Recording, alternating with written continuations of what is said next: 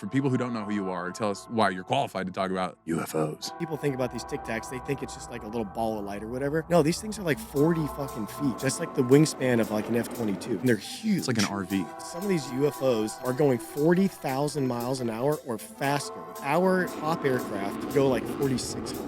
They're going 10 times and more faster than our fastest airplanes. Imagine you're going 12,000 miles an hour and you don't just like turn. If the human body did that, we would explode. Are you serious? Yeah. As you go up, and you go from classified, secret, top secret, then it goes on from there and you get into special access What programs. are those, by the way? What are the additional increments on that? Well, there's a bunch that are even unacknowledged. What are the ones that you know? If you are going to disclose something like this that has the potentiality to ruin religion, the world would go upside down. No, that wouldn't go well. You'd be surprised who's not human. Justin, for those who don't know your background with Lockheed Martin, with the Navy, you have your name on the belly of an F-35, which is one of the craziest things I've ever seen. So for people who don't know who you are, tell us why you're qualified to talk about UFOs. So to start, I was in the Navy for 4 years. I worked on fighter jets. That is where I got my entrance into aerospace, essentially. So I worked a little bit of F-14s, like from the original Top Gun, got into F-18s, and then I got out of the Navy, and I went to work right for Lockheed Martin. I was planning to come back here and go to college, but they picked me up. You know, they had a position. Originally, it's for F-16s, which I turned down because I was still in the Navy. But the first position I got was an avionics technician at the F-22 flight test facility in Edwards, Brady Edwards, Edwards Air Force Base, California, which it's pretty cool to look up. We could talk about that base at length, and maybe we should sometime, because it's a really unique spot that a lot of people overlook. It's just north of LA, about 45 minutes north of LA. There's a massive dry lake bed. So when you go to the base, you have to drive through basically a lake bed, which is nothing but, flat, crusty, muddy dirt, basically, for about half an hour. Then you reach a little fence, and you show them your ID. Then you drive another 15, 20 minutes before you see any resemblance of anything. And then you go to our compound, and we were essentially testing the newest, the F-22 fighter jets.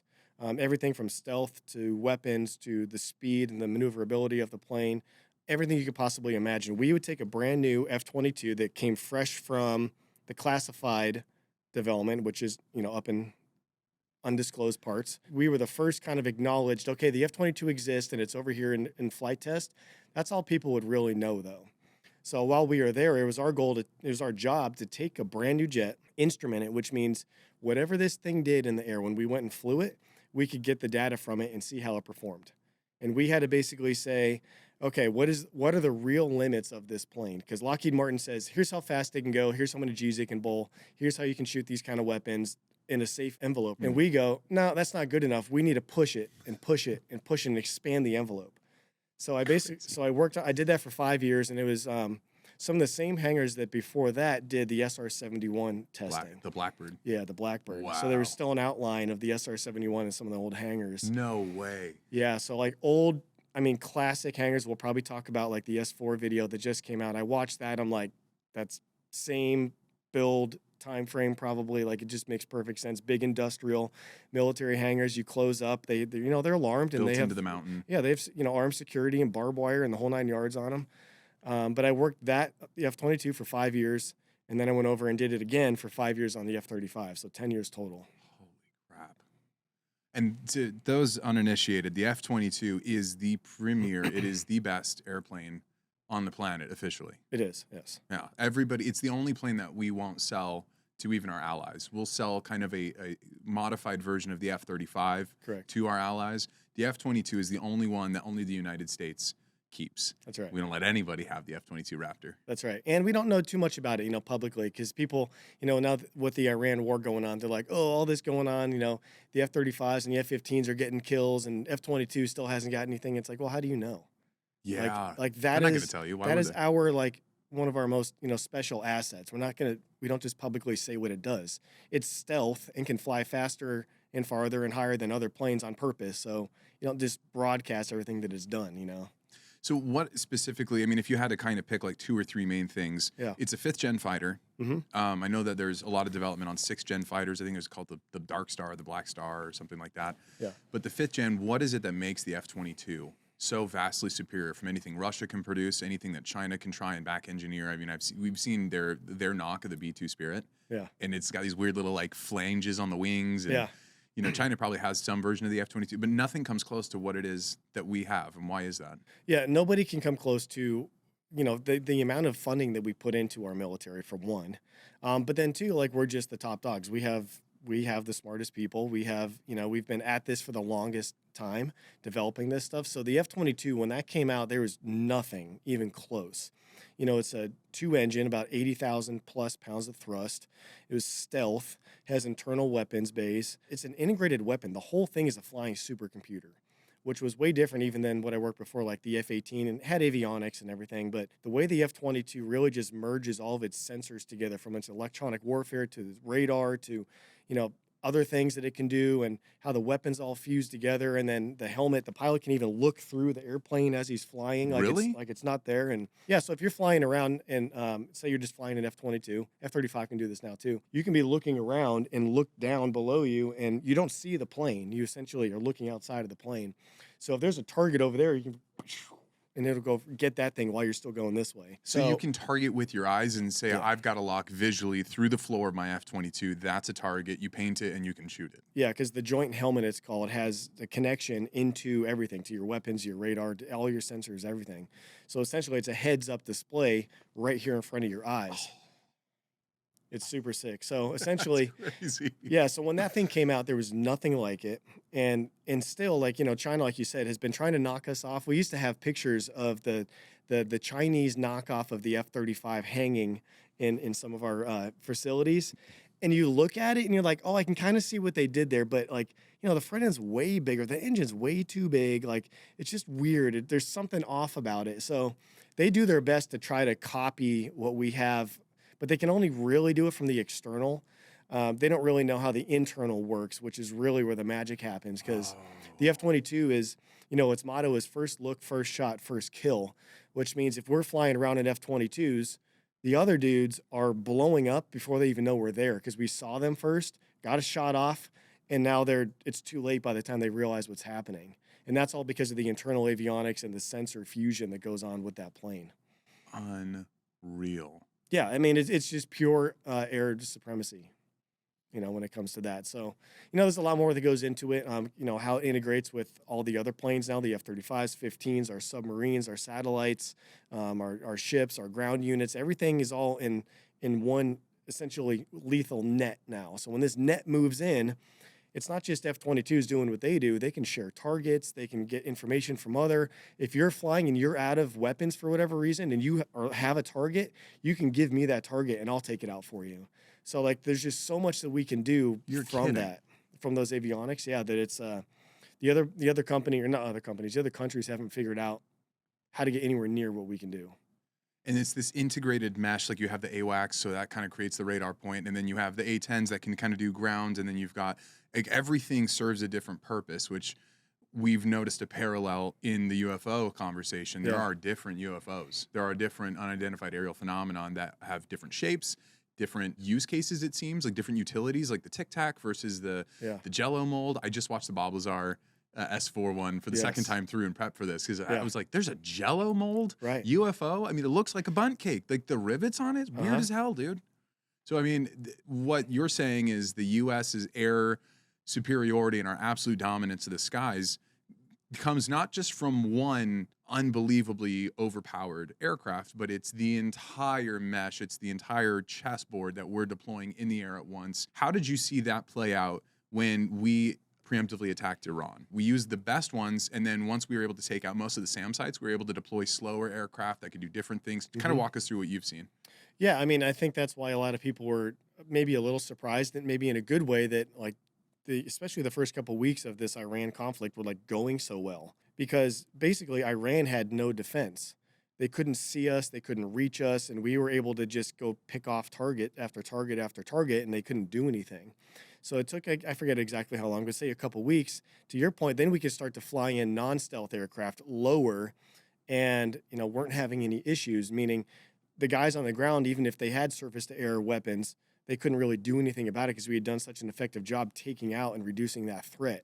So I think that was one of the biggest things, because it wasn't just like, Desert Storm we going in and it's just, there's just AAA fire going, anti-aircraft fire going all over the place, and you're just hoping for the best, sending a bunch of planes and hitting as many targets as you can, and it's like a everyone's shooting type fest. This was basically like, I don't know what's going on if I'm an Iranian guy on the ground, but everything's fucking blowing up. Scalpel. Yeah, so that was some of that coming out, and it's pretty fascinating and pretty cool to see after developing that, for 10 years. It was cool to see it in action because it does work, obviously. So walking through this, and this is going to lead into military doctrine and why it is that the U.S. has classified aircraft that we still haven't pulled out. And I imagine, and we'll get to that, but to understand military doctrine, we basically led with our strongest, best stuff too. So the first thing was the B-2 bomber. It seems like that has basically atmospheric capability. Like it can drop from, I don't know what part of the atmosphere, but it can drop bombs well outside of any kind of SAM site or any kind of anti-air reach. And then the F-22 comes in. As far as you can see it, what was basically the play-by-play of what aircrafts were deployed? What did they do? I think even before aircraft, we were probably deploying space countermeasures and taking out electrical grids and taking out radars and stuff by jamming them. So AWACS, satellites, different things. So there's nothing except, these frequencies coming through the air, which are starting to ruin your chances of seeing anything in the air, right? Yeah. So you do that, and then the next thing would be you would bring in your stealth fighters, so your stealth bombers, and hit your most threatening targets that you know about, right off the bat. Get rid of that big threat, and then you just start to go down from there and just go down the list. But the goal is to basically eliminate the enemy threat at the easiest possible way, and that frankly is electronic warfare. Wow. So you don't even need a bomb. Because if you can just go ahead and scramble everyone's electronics and make it so they can't communicate, they can't target, they can't see anything, cool. Now you're basically back to the Stone Age. Was there anything in this attack so far in Iran that you had not seen deploy into warfare before? And because we can compare it to the Venezuela attack. So they had and it was clearly like a PSYOP narrative. Like it was an injected narrative, and I bet you most of it is true. Then there's something about it that's not, but the discombobulator. So that got a lot of airtime. Everyone's like, oh my God, like we deployed this thing. Right. And they blasted it. I don't know if they mounted it to a Black Hawk or whatever they did, but they deployed the discombobulator and they fired it on the Venezuelan armed guard. Usually most of them are Cubans, come to find out. Mm-hmm. And they all describe it somehow. I don't know how we got this story back from these people. Like they just hopped on a podcast after getting their shit kicked, but whatever. They're like bleeding out of their ears, out of their mouth, out of their eyes, and the discombobulator makes it so that even the most hardened special forces operator can't function. And my training, it's like you can't do that if you're bleeding out of your eyes. If your guts are inside, you get to this, I think it's like a resonant frequency that causes like the heart rate to spike, all this crazy shit. And we'd never seen anything like that deployed in a theater of war. So that was the first time we'd led with that toy. Mm-hmm. So there has to be probably more discombobulators, but what else did you see deployed in this Iran attack that we hadn't seen before? Yeah, I think the use of lasers to take down incoming missiles. DEWs? So, Israel has some, we have some. They have, instead of shooting bullets essentially at incoming missiles, using like just lasers to take these things out. So I think that's amazing because it's obviously faster. It's cheaper. It's cheaper. It's easier. It's more accurate. And if you have power, you have unlimited ammo essentially. So I think that was super cool. But man, that discombobulator, if you think about that, like, why wouldn't you use that? Like, we have it for crowd control. Yeah. Like you've seen, I don't know if you've seen the videos where they have, hundreds of people protesting in another country, and all of a sudden everybody just splits and they run to either side to the sidewalk, and you don't see anything. It's because they injected something down that, like you said, it just buzzes your senses, your brain, your ears, your teeth, everything so bad you have to get away from it. So if you think about electronic warfare going and taking out all the radars and taking out anything that could target your planes, if you have something like that you can come in, especially if it's, I don't know, if it's... Is it a cone? Yeah, I don't know if it's targeted like a sniper or if you can deploy it like it's a spray. But if you can do that, those guys were also saying that they got basically knocked down. They were bleeding out of their ears and everything. And then they, from their perspective, when Delta Force came with the helicopters, the guys were saying like they couldn't miss. They were just killing everybody. And that is probably just like shooting fish in a barrel is probably what they experience, because Delta forces are top special forces. So imagine if all your enemies are kind of on the ground, just discombobulated and bleeding, their weapons are down, and you just boop, boop, boop, boop, boop, boop, boop, boop, boop, just take them all out. So Dude, we are really at the forefront of a whole entire new kind of warfare right now. We haven't even talked about drones or anything else. Yeah. But as these energy weapons get more advanced, I mean, there's going to be less and less need for conventional weapons. Because if you can fire a laser from a satellite, and like James Bond back in the day, and just mow through your enemy, whatever. I mean, that's pretty effective. Yeah. Zero chance anyone's getting your guys are going to get hurt from that. So we're really entering a new kind of Terminator phase now. Well, laser warfare is probably going to play a mission critical role. I think Israel calls it the Golden Dome, and I know that we're trying to set up the same thing. We had the Iron Dome. So funny, I found out that the reason we don't have an Iron Dome is there was all of these infighting across different defense contractors. They're Sure. like, well, we want ours, and it was just this stalemate. It's like, okay, well, great. So glad our shores are just No sitting one here. has one. No Great. one has one. It's Yeah. like Israel's been able to fend off, incoming missiles, long-range missiles from Lebanon, from everyone that they've picked fights with, from Iran primarily, Right. and they've been able to fend it off for years with their Iron Dome. It's like, I kind of want that, but Yeah. so we're talking about drones because the UFO conversation dovetails into drones quite a bit. Sure. Some of these are manned, some of them aren't. We don't know the percentage of what is and what isn't, but Right. the U.S. has obviously backed Ukraine over the last 4 years of this conflict, and we've been able to, in real time, and it's kind of sadistic if you look at it in one way, like this is the perfect place for us to test because it's not our people, and so we're literally just pen and paper studying, okay, if you deploy this type of FPV drone, oh, okay, well, they can deploy jammers. Well, then fiber optics came out. Right. So now all the drones have these fiber optics. Okay, well, that creates a new, military doctrine where you've got to fly your drone with its fiber optics in a specific way so that the cable doesn't cut. Oh, well, Right. then there's countermeasures. You can have these rolling barbed wire things deployed.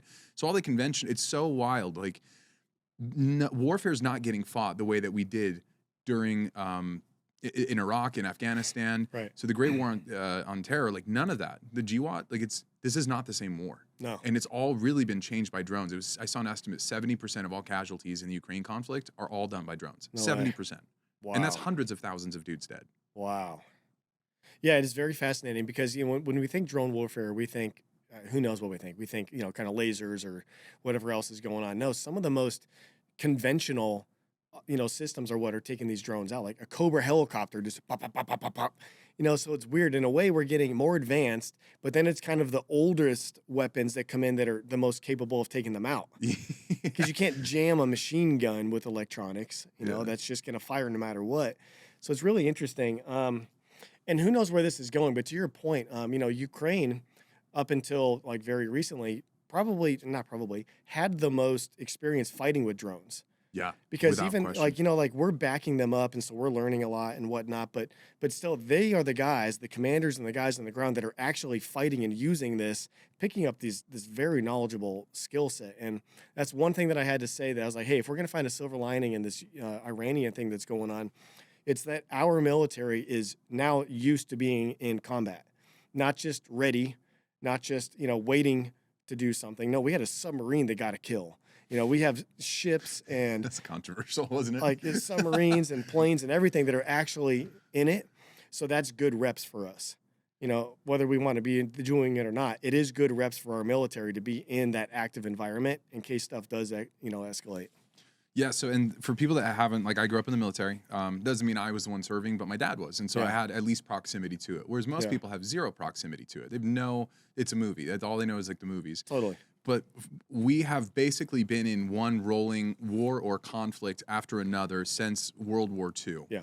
And then when the Soviet Union collapsed officially in 1991, we were the superior, we were the ones. We said that this is our moment. We are the biggest, most powerful country in the world, the Soviet Union. We have no peer until we started feeding the dragon, and then China, out of nowhere, over the next 20 years, took all the economic outsourcing that we sent to them and turned themselves into the most prolific peer nation in the entire country. Their overall GDP, their economy actually eclipsed ours in terms of volume, I think in 2018.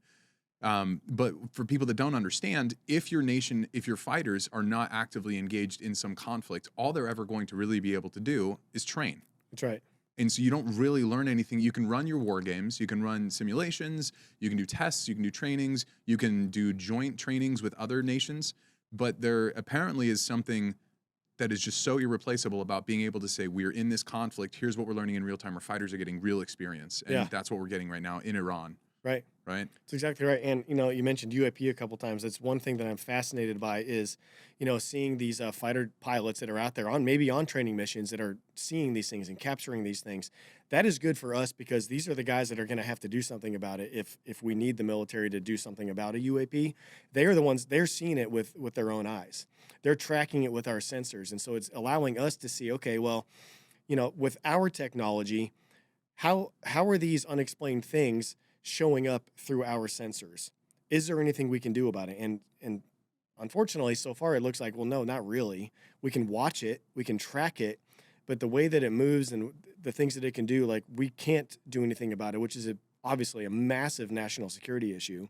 Because if our fighter pilots with our weapons flying off of our fighter carriers, which are our aircraft carriers, which are that's like our thing. We're the best. Like we rule the sea. If we see something that we know we can't do anything about, all they are really doing is just hoping that it's just going to be something to observe and it's not going to do anything to come the other way. Because we can just tell that has more energy and more capability than we understand, and we're just watching it. So I'm pretty fascinated by that whole angle, not just getting the reps on fighting, but also now getting the reps in from the military's perspective on what is going on in our skies. And we'll talk about that. I don't know if anyone really knows, to be honest. I mean, you have the testimony from Commander David Fravor. You have Ryan Graves. You have a bunch of other people who said that at a certain point, all of their aircraft sensor apparatuses got upgraded, and the radar got upgraded. Yeah. So the way I'm not a radar expert or anything, but however they were scanning or sweeping the area before, trying to look for ping signatures, it was exponentially improved. And the second they started equipping those to our aircraft in the sky, they started seeing these things everywhere. Yeah. And they're like, hold on, does that mean they just popped up, or is it we're just able to see it better now? Right. So my question for you is on the standpoint of military doctrine, how would the U.S., if you had to guess, so I know you're not in those rooms right now, how would they determine this conflict over here now warrants that we pull out our trap card, our first big things? Because so far it's we're just seeing the F-22, which is really exciting. We're seeing the F-35, really exciting. We've seen the A-10 Warthog. We've now seen the discombobulator. But it's dude, if we are deploying those sorts of things and you're able to see it on CNN and Fox, whatever we have not pulled out is 50 years ahead. Mm-hmm. That's the estimates conservatively, is 30 to 50 years. And B, why won't we pull it out? What would warrant pulling those things out other than just a conflict with China or Russia? It's a good question. And I think part of the reason why we are not going to get a real disclosure is because we cannot afford to have whatever technology that we are essentially hiding or developing be seen by our adversaries. Just knowing what another country has, even if it's just surface level information, you can start to connect the dots on what you're working on. Or you can start to connect the dots on maybe countermeasures. So I think the discombobulator that you mentioned is probably us. All right, well, let's use something. Yeah. Let's try this out. They've probably, it's been tested a ton, I'm sure. Yeah, so well rounded. But they're hey, we have to go do this thing in Venezuela, which we are not engaged with in a conflict currently. We know that there are threats there. We know it's multinational, like you mentioned, Cubans, for whatever reason, guarding Maduro. There's weird shit going on.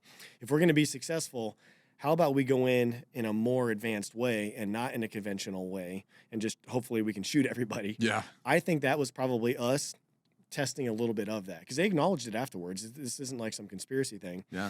But I think, if we have far more advanced technologies, I don't know what it's going to take to pull that out. Because one, we don't really know what the capabilities are and what you would do with it.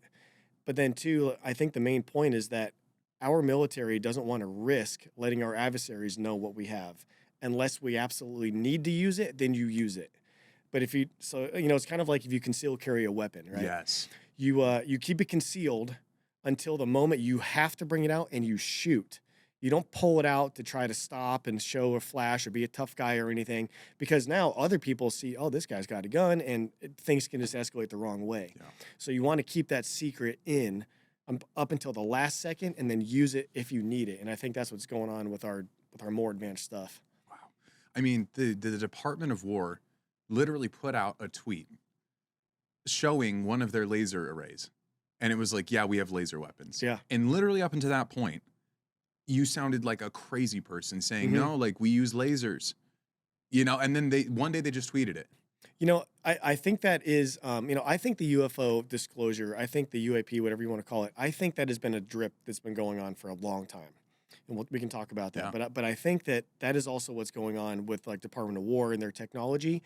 We went into fight Iran, so you can make the case that, hey, we're showing like a massive show of force. The whole world is watching us dominate this country, And right? China's taking notes, by the way. China's taking notes. Everyone is taking notes. So I'm sure that was a calculated thing.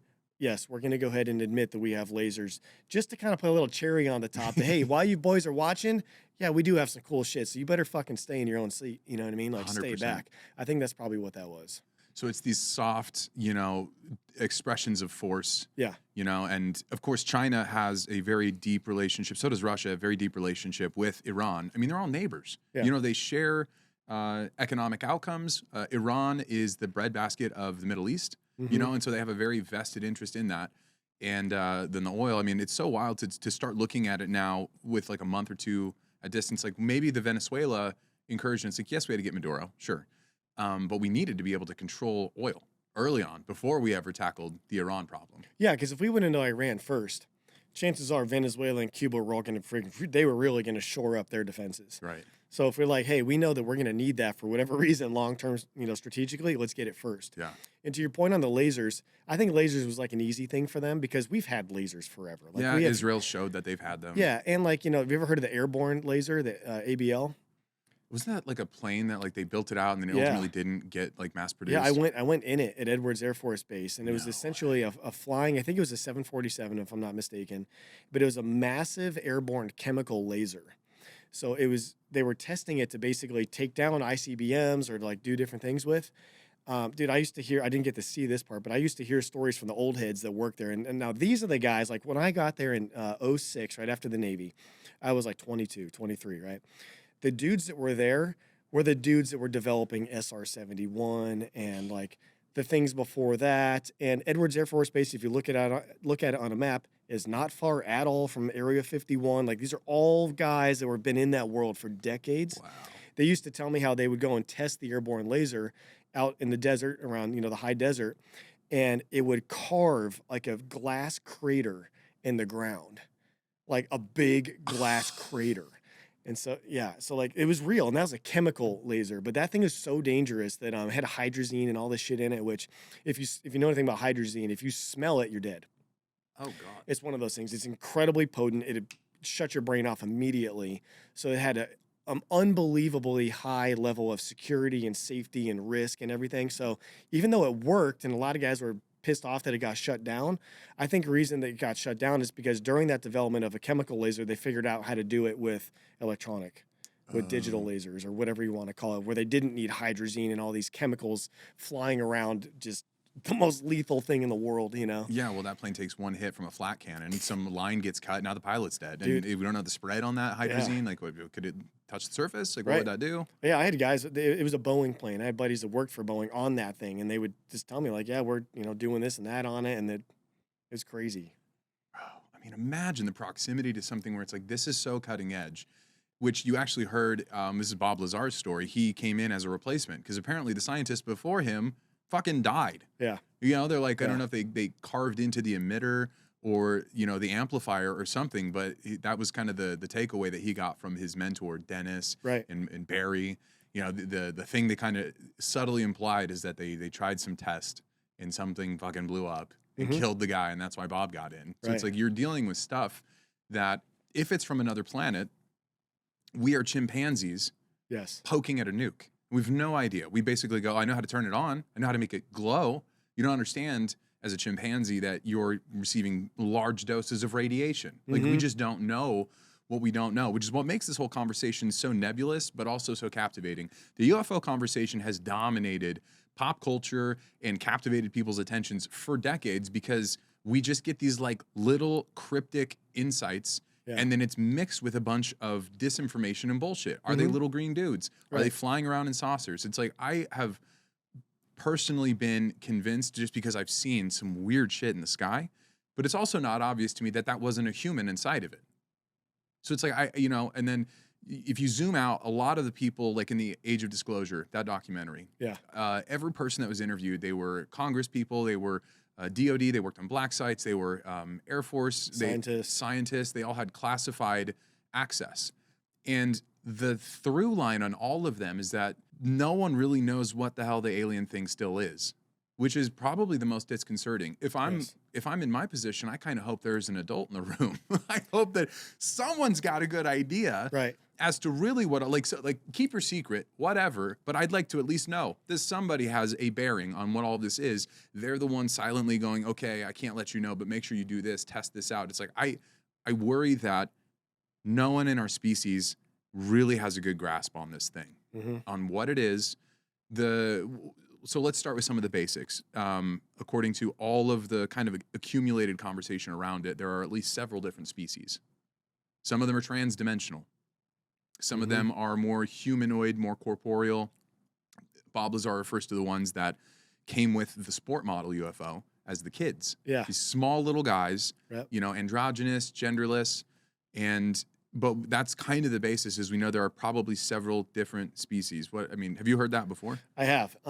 I've heard there's a lot of species, and I've heard that there's a lot of different, like you said earlier, shapes, in sizes and colors and light or matte, and like there's so many different things, which is probably one of the most confusing things about this. Like, it's not just flying saucers.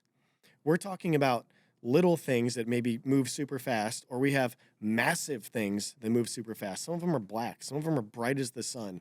Some of them look like a jellyfish floating through the air. Some of them look like a bowl of like a bundt cake mold. It's all over the place. The Tic Tac, the white Tic Tac. The white Tic Tac. Someone that I know very closely believes that they saw one when they were up at Area 51. They're about 40 feet. Like the Tic Tac. So those things, sometimes these people think about these Tic Tacs, they think it's just like a little ball of light or whatever. No, these things are like 40 fucking feet. They're huge. That's like the wingspan of like an F-22. And they're huge. It's like an RV. And I took a screenshot of the Six Observables. Did you remember this from the Age of Disclosure? Maybe. So can I cover these real quick? Please. So when people think, if they're listening to this or they're just getting into UFOs, they're like, man, what are they talking about? Talking about aliens or green?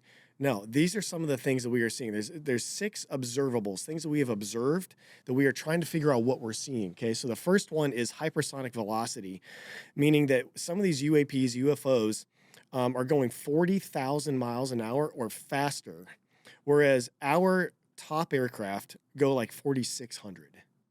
Like 4,000. They're going 10 times and more faster than our fastest airplanes, which doesn't make any sense. Like we don't understand that. We can't do that. That's not just a better engine. Like there's something different, completely different happening there. Number 2 is they have instantaneous acceleration. So sudden extreme changes in speed and direction, such as like a right angle turn. Imagine you're going 12,000 miles an hour and you don't just like turn. It's 12,000, 12,000, 12,000, like all, and then stop and all over. Like if the human body did that, we would explode. Because of the G's. We can't handle those G's. Like we just can't do that. So then some people go, well, maybe it's a drone and there's no humans in it. Well, we still don't have anything that can go that fast and that can stop on a dime and turn on a right angle. So that doesn't make any sense, whatsoever. The other one is low observability, meaning they don't have any contrails. They don't make sonic booms. There's no exhaust. They can essentially go through number 4, transmediums, which means they're flying through the air. They go into the water and there's no splash. They don't slow down.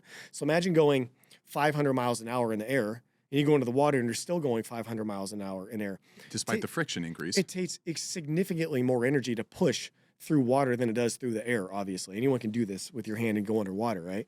So that doesn't make any sense. Anti-gravity, they can basically hover without visible propulsion, without wings, without control surfaces. No heat signature. And heat signature. And then also now a lot of guys that are either recovering them or testing them or being around them are reporting burns, inflammation, scarring, autoimmune issues, all sorts of issues that come from like high energy fields. And these are all like undisputed just things that we are trying to figure out. So if anyone listening is like, where did that come from? Like, these are the facts that we are going off of trying to build the puzzle from. So these are not like just, these are not hypotheticals. This is what we have observed. That's why they're called observables.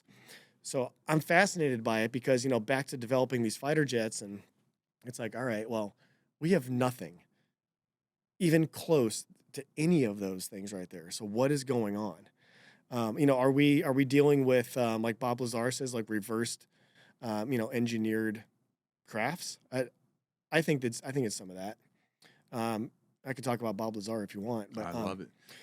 And a lot of yeah, our breakthrough in laser tech, they say, probably stems from fiber optics, that stems from some breakthrough in reverse engineering over the last 50 years. Because if Yeah. you follow the timeline, allegedly the first craft was the Roswell incident, yeah, right? And then just from there, imagine we're these guys, we just kicked ass in World War II, claimed all the glory despite the Russians doing quite a lot of the bloody work, but we're like, nah, we did it. And so now we're going to start, what's our next thing? Oh, we heard about this UFO. We're scooping that up. We're going to reverse engineer this. It's like we've been doing this. So many of our technological advances kind of coalesce like on a timeline with when allegedly these reverse engineer projects and retrieval projects, they kind of like perfectly parallel with all of our technological advancements. sure. Which is interesting. So which one inspired which, Yeah. if anything, or is it coincidence?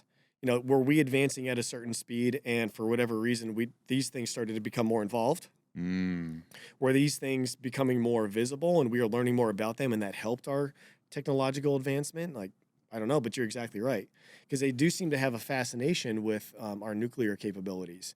If you watch Age of Disclosure, there's a lot of examples in there about craft. One of them's a triangle that shows up and it's just sitting over a missile silo. Another one is a huge ball of like light, like the sun. Another one is a huge like football field black size thing just sitting there. And there's dozens and dozens of people that all saw the same thing, but they're just like sitting over our nuclear sites. And sometimes they deactivate a nuclear weapon. They activate, not meaning they don't send it off, but they turn the system on. Melt the warhead. Yeah, like like they'll fly around and shoot light at it. So it's like, what's the fascination with that?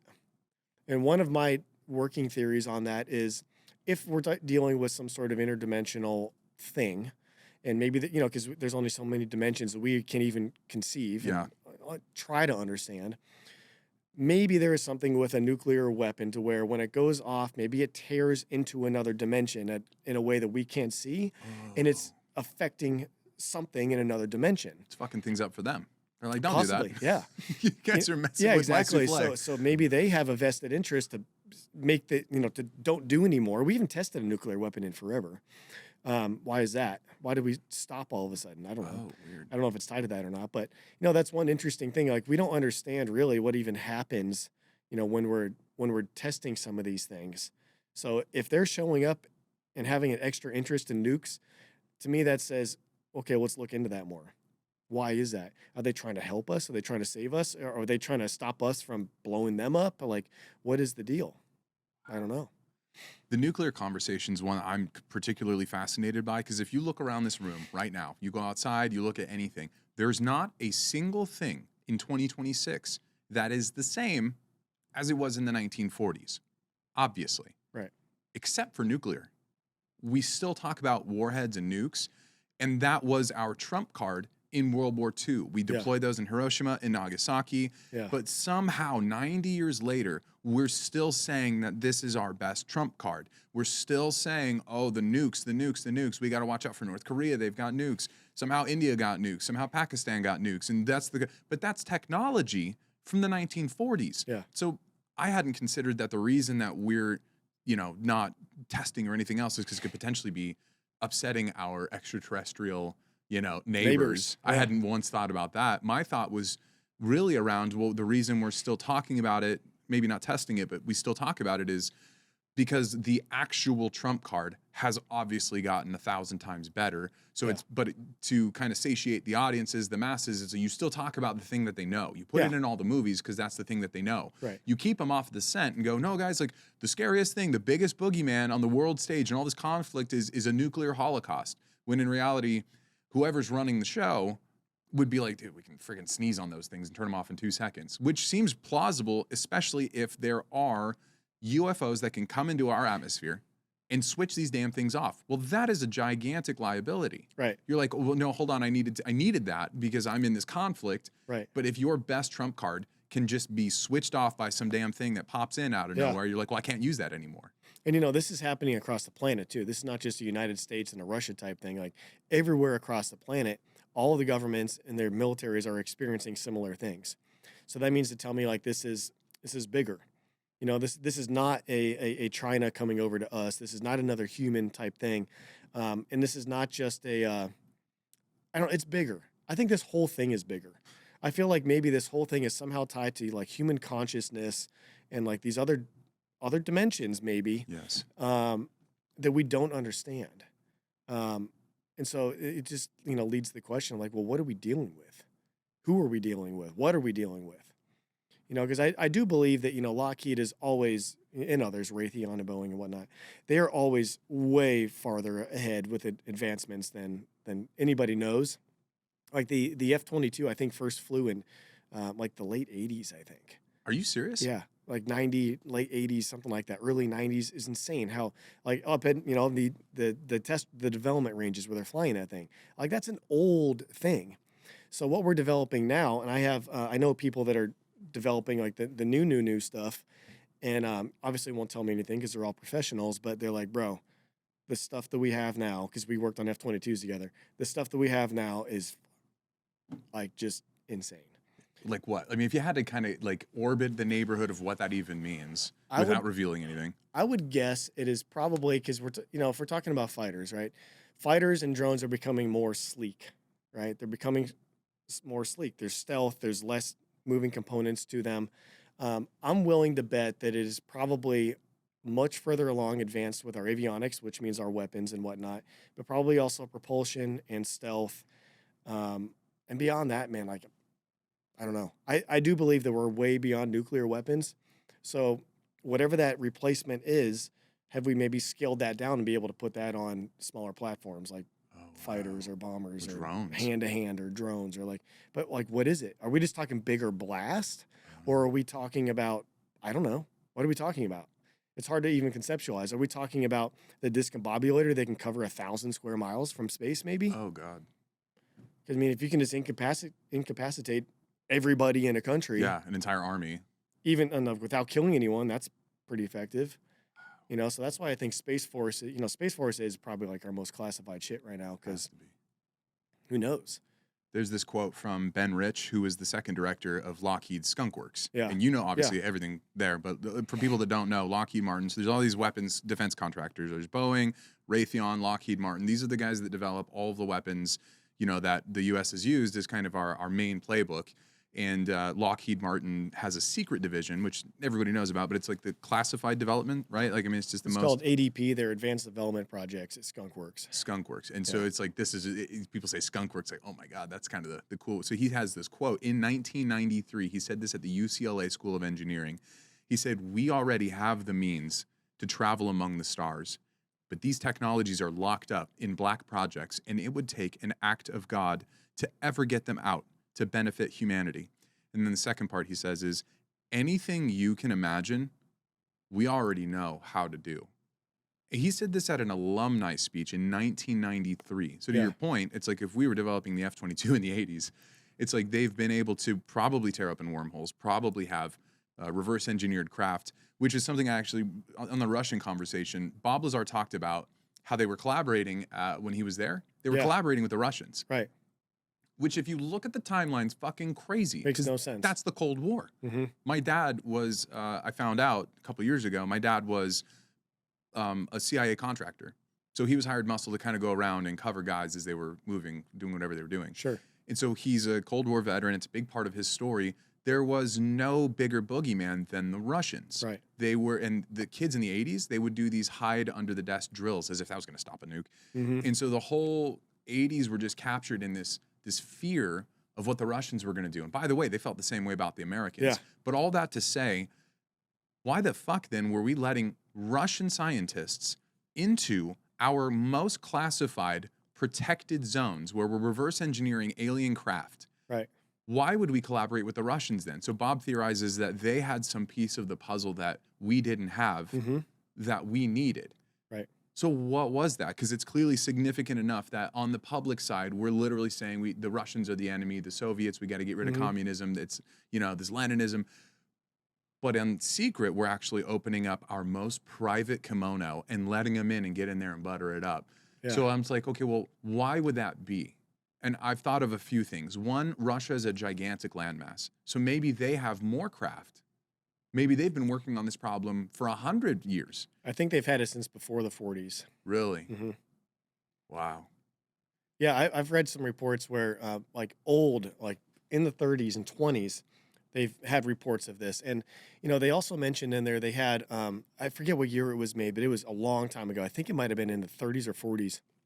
They had basically a treaty between the U.S. and Russia that said, hey, we are acknowledging that there are these extra weird things going on out there, and we are just committing to each other that we will do our best to not start a nuclear war with each other, and because we mistaken one of these things for the other. Oh Now, why would you go through? You wouldn't go through the process of creating this secret doctrine and this kind of treaty with your enemy that says such a specific crazy thing.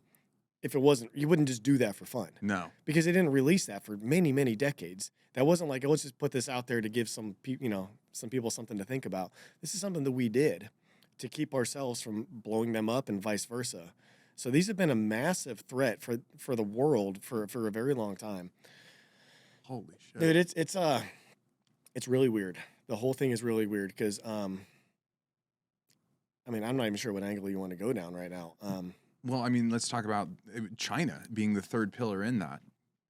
They are masters of engineering and patent theft. Shout out to them. Oh yeah, for sure. But you can't talk about China and not respect the game. And so they clearly have something as well. I don't know if the advancement, like you talk about the UFO, how do you advance the ball? It's like, is it done by having the most access to the most crashed crafts, whether they were crashed or donated? A lot of people theorize, this was kind of like going to an uncontacted tribe and giving them an iPad and seeing if they could figure it out. Yeah. So maybe this was a gift so that we could advance and hopefully become a type 1 civilization, right? That's a theory. Seems a little optimistic. Yeah. It does. Kind of anthropomorphizing it. Like, why would they operate and think that way? This is how we think. And by the way, it may be how we think, but it's certainly not how we act. Right. So it's like, okay, so the Russian and the Chinese advancement, is it because they have a lot more craft? Is there a cultural layer to them? Like the Russian language is very poetic. It's very sad and very poetic. Everything that you say in Russian has, if you're really speaking like pure Russian, it's supposed to feel almost like poetry. It's the way that it speaks. And I know a couple different languages, American Sign Language being my primary second language. And you can it has a lot of similarities to the Russian language, which is you can kind of say any word in any order that you want, so long as you do it right, that's not going to help really anybody better grasp it, but take that as a principle. Sure. In Russian, you can kind of take a 10-sentence word and you can rearrange it any kind of which way, and as long as you do it the right way, it still makes sense. It still makes sense. And so it's like maybe they had a linguistic flexibility to where they could develop a conversational middle ground with people, emissaries, maybe that were coming and visiting. Maybe they had some cultural connection, or they just had more aircraft. I don't know what it is, and it's an anecdote from Bob Lazar, but if it's true, we literally were collaborating with the Russians at the height of our biggest conflict with them on the UFO thing until we pushed them out because apparently we had a breakthrough. Right. And we're like, no, we don't need you anymore. And why would we all keep it so secret? Which is also fascinating too, because if the technology exists, some people say like, it needs to come out so we can solve energy. Because if you can solve energy, now no one's going to starve, no one's going to freeze, no one's going to melt in the summertime. Like you can basically solve this human crisis of people dying from stupid reasons like starvation if you have unlimited energy. And that's what we could do if we had 0-point energy. However, the other side of it is, 0-point energy might also make it to where every human on Earth could have a nuke type thing. Ooh. So it's like, okay, I could see that maybe why it doesn't want to come out, maybe. But like, what is the big reason? And unfortunately, I tend to think that, the truth is probably terrifying. And even if like you and I are maybe not terrified by it, maybe we're excited by it, we like it. I think you have to look through the lens of like, if you're the government, any government, it doesn't matter if you're Trump, Obama, or whoever. If you are going to disclose something like this that has the potentiality to ruin religion, not that it would, but it could, at least could be perceived like that by people, and maybe Religious have that structures. effect. Yeah, because if they release something that basically invalidates, let's say, the Bible for whatever reason, I'm not saying it would, but what would that do? Yeah. The world would go upside down. Or even if you come out and you say, hey, yes, okay, we admit that there have been thousands of sightings. We can't explain. All the stuff you guys see in the videos are real. The jellyfish, the triangles, the football fields, the Tic Tacs, like all that stuff is real. And we don't know what it is. That's still, oh shit. Like what, like, you know what I mean? Like, so they're kind of in a fucked position because like, what are they supposed to say? So, is it something that would be a simple answer. Like, is this just for whatever reason we have got our hands on technology that could fix the world but also destroy the world, so we have to keep it down? Or is this something maybe that would probably terrify just about everybody, more of a dimensional type thing? Is there an alien demon type thing to it? And this is not, I don't think this is all like an all for one answer. I feel like there's so much going on that, like Dr. Greer says, some of it is human advancement. Some of it is reverse engineered from crafts that humans are now using. Some of it has nothing to do with humans and is completely, a different species of some sort. Some of it, like, we don't know. Some of it is just energy. And like, what is that? Well, every religious text since the beginning of time has talked about different forms of energy showing up, angels, Yes. demons, things happening that is just like amazing that we have to attribute, to God or a miracle or something. It's like, well, that's a constant throughout history, that there's always been crazy shit like that going on. Across all cultures, too. So now that we're seeing it, like, are we seeing the same thing? Would somebody be able to describe, what we are seeing now flying in the sky the same way that we would if they lived, 5,000 years ago or 500 or 1,000 years ago? Or back in the New Testament or the Old Testament? They might be describing the same things, but they just didn't have a telescope. They weren't in a fighter jet where it flew right by. They couldn't say, oh, it was a black square inside of a clear sphere. They just saw something zig all over the place. Or they saw a Tic Tac come down and they thought it was a star, or like, who knows? It's very weird, whatever it is. And so I think that's probably why we have not got disclosure. And whatever disclosure is coming, I'm already, unfortunately, on the camp that it's bullshit. They're just going to give us whatever the perfect narrative is that they've decided and crafted over the last however many decades. You say this has the least economic ramifications, the least damage to religion, the least amount of chaos. That's what we're going to tell everybody. But if we can't even just get an answer about like the Epstein files, you think we're going to get anything about something that maybe includes other dimensions or an actual alien? Other There's no species. way they're going to tell us anything. No. Unfortunately. And you're a father. Yeah. Right? So you've raised 3 kids. Yeah. And you understand, as a parent, I don't tell my kids everything. For a few reasons. So it's like, well, for one, some things they got to learn. Don't put your hand on the stove. It's an anecdote. But there's other things like, I don't want to terrify them. Yeah. Of the reality of some of these things. And so you as a parent have this kind of like governing position. You have stewardship over your kids. And so you're going to kind of make this decision. I'm doing this because I think this is what's best for them. Yeah. Play that out. Take it all the way up to the upper limit. And if you're a government, and there's a reasonable world where people think, the topmost, like the Five Eyes or the biggest, most powerful, super nations, there must be some entity that sits on top of them that governs on, whether it's like the biggest, oldest families, the Rothschilds, whatever it's a tangled mess and no one really knows. Yeah. But there's some sort of layer that at the top has decided we're not ready for it. And when we say we're not ready for it, it's kind of this broad brush you have to paint across all people. Because look, you and I have done a lot of shadow work. We've done a lot of intense reflection. You and I are both successful entrepreneurs, and we got to this place because we've taken radical ownership of our shit. We've gotten really good at discipline. We've gotten really good at finding a product market fit, on working with people, on being ecological, good humans who resonate with other people. That's who we are. Yeah. And there's a bias to say, your proximity bias. You go, well, maybe everyone's like this until you go to like Walmart. And you see people walking around in pajama pants, munching Takis, and you're like, oh man, like not all humans are kind of created equal, at least from a cognitive standpoint, from an IQ standpoint. Everyone has the propensity, the potential to become more sophisticated, more intellectual. It starts with reading a book and opening your mind.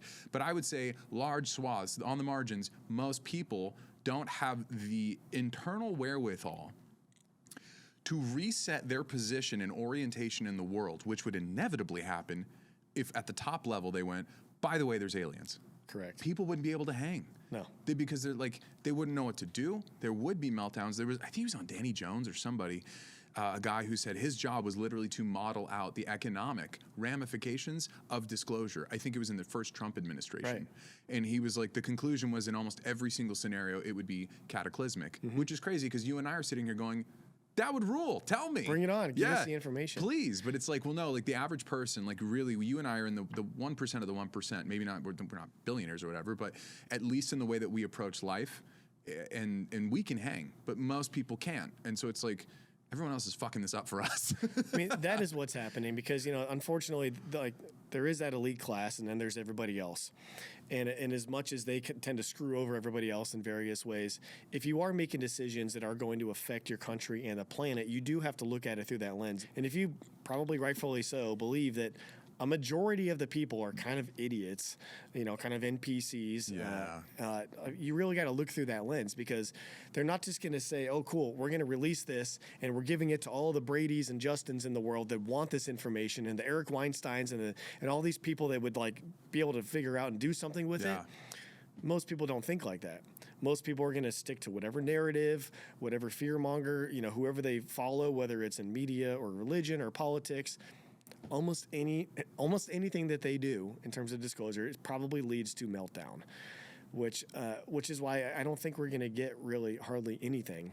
It's on whistleblowers like David Grush and people like who knows, he might be completely fucking fake too. I was wondering that too with Grush. His whole thing was so weird. It's so weird, like the way he's so nonchalant about it, and it's really weird. But I know I do believe. I feel the same way about Greer, by the way. Yeah, I know. I like him. I've listened to dozens of his podcasts, but sometimes I'm just like, man, if I was the government and I wanted to start to disclose this kind of stuff, it's not just going to be, hey, everybody, have fun, read this. Here's 10,000 pages of shit for you to freak out about. The way you would do it is you would probably do it over decades, and you would start to have Hollywood, do their thing. You would have people like Dr. Greer go out there, and they would start to say things, and he might be totally real, but maybe he's given a pass, to go ahead and do that. Same with Bob Lazar. In the beginning, they really, I think, kind of intimidated him, kind of went after him. That seems to have basically gone away. Yeah. They just came out with this movie, S4, that takes you through the craft in detail, what it looks like, what it feels like everything about it. And he's not in trouble.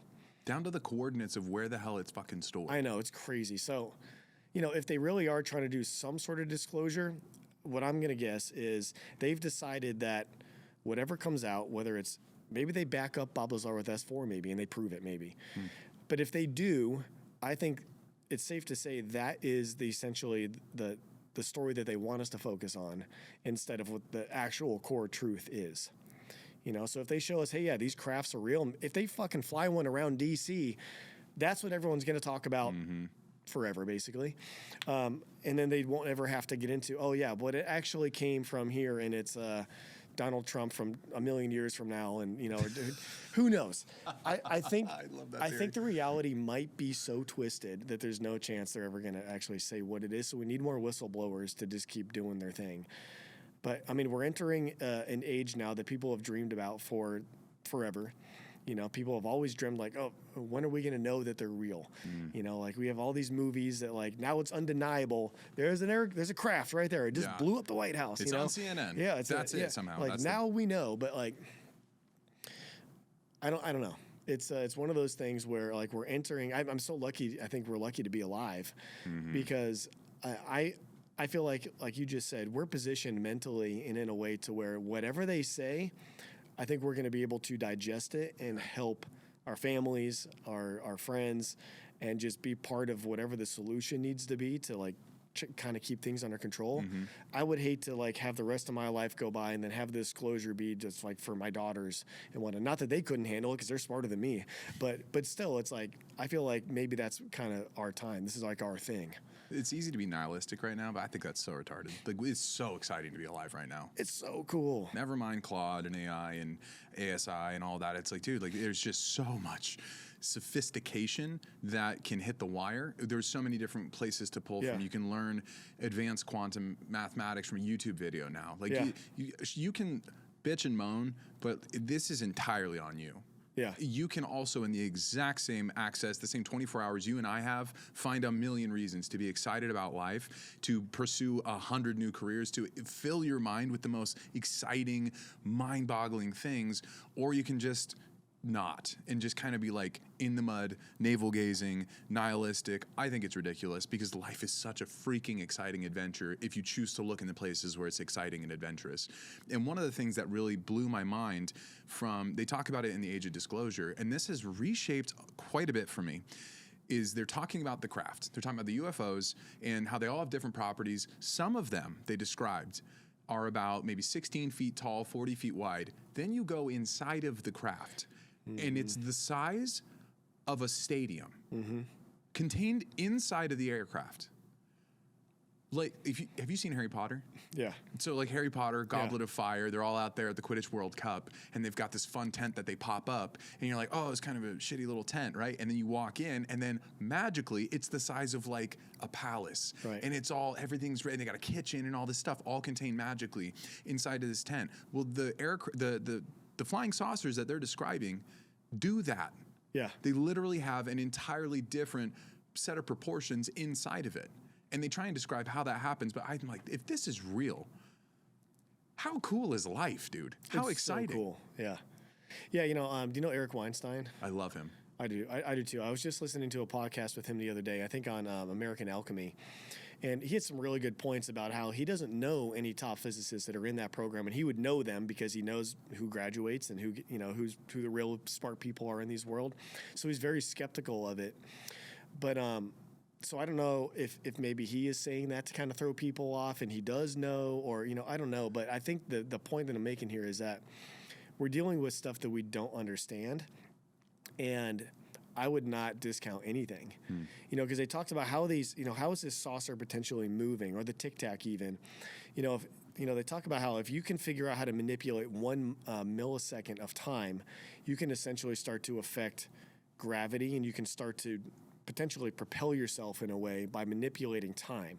So it doesn't necessarily mean, and maybe it does, but it doesn't necessarily mean that we're talking about Marty McFly, like you have a time machine, you put in a date and go there.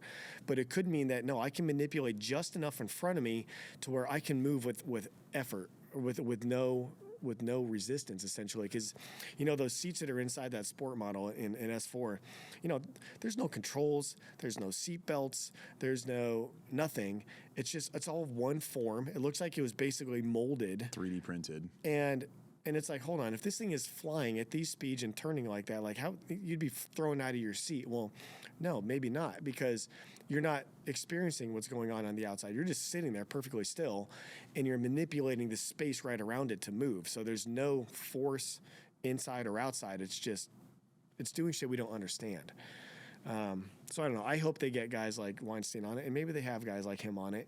But we're dealing with stuff that I don't. One thing that Weinstein does that I don't really like to hear, and maybe this is just me, is he discounts all of it because he says that there's no real physicists on it that could, start to theorize what's happening or figure out what's happening. But maybe it's at a level that, like, that's not even possible. I mean, my other thought too is like the Russians will pick children based on genetic markers and then like their family lineage, and they won't go to school. They won't go through any kind of conventional education. They are groomed from the time they're children to be Olympians. Yeah. And the Chinese do the exact same thing. You're going to be gymnasts.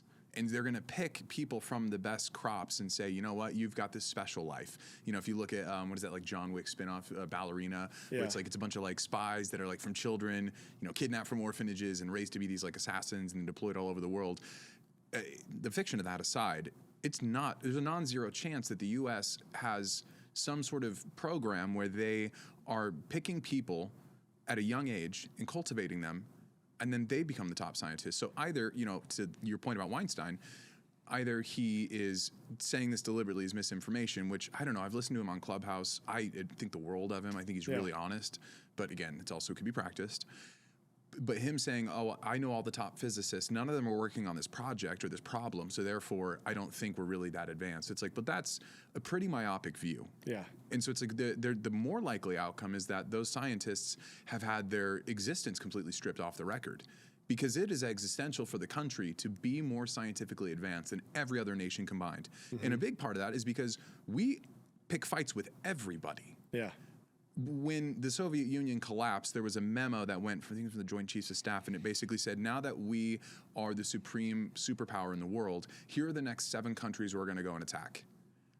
And they're like, hold on, what do you mean? We just won. We just won the Cold War. We're the supreme nation. Why would we do that? And it's like, because you, as the most superior nation, every now and again need to go up to a little guy, grab him by the lapel, pin him up against the wall, and take his lunch money.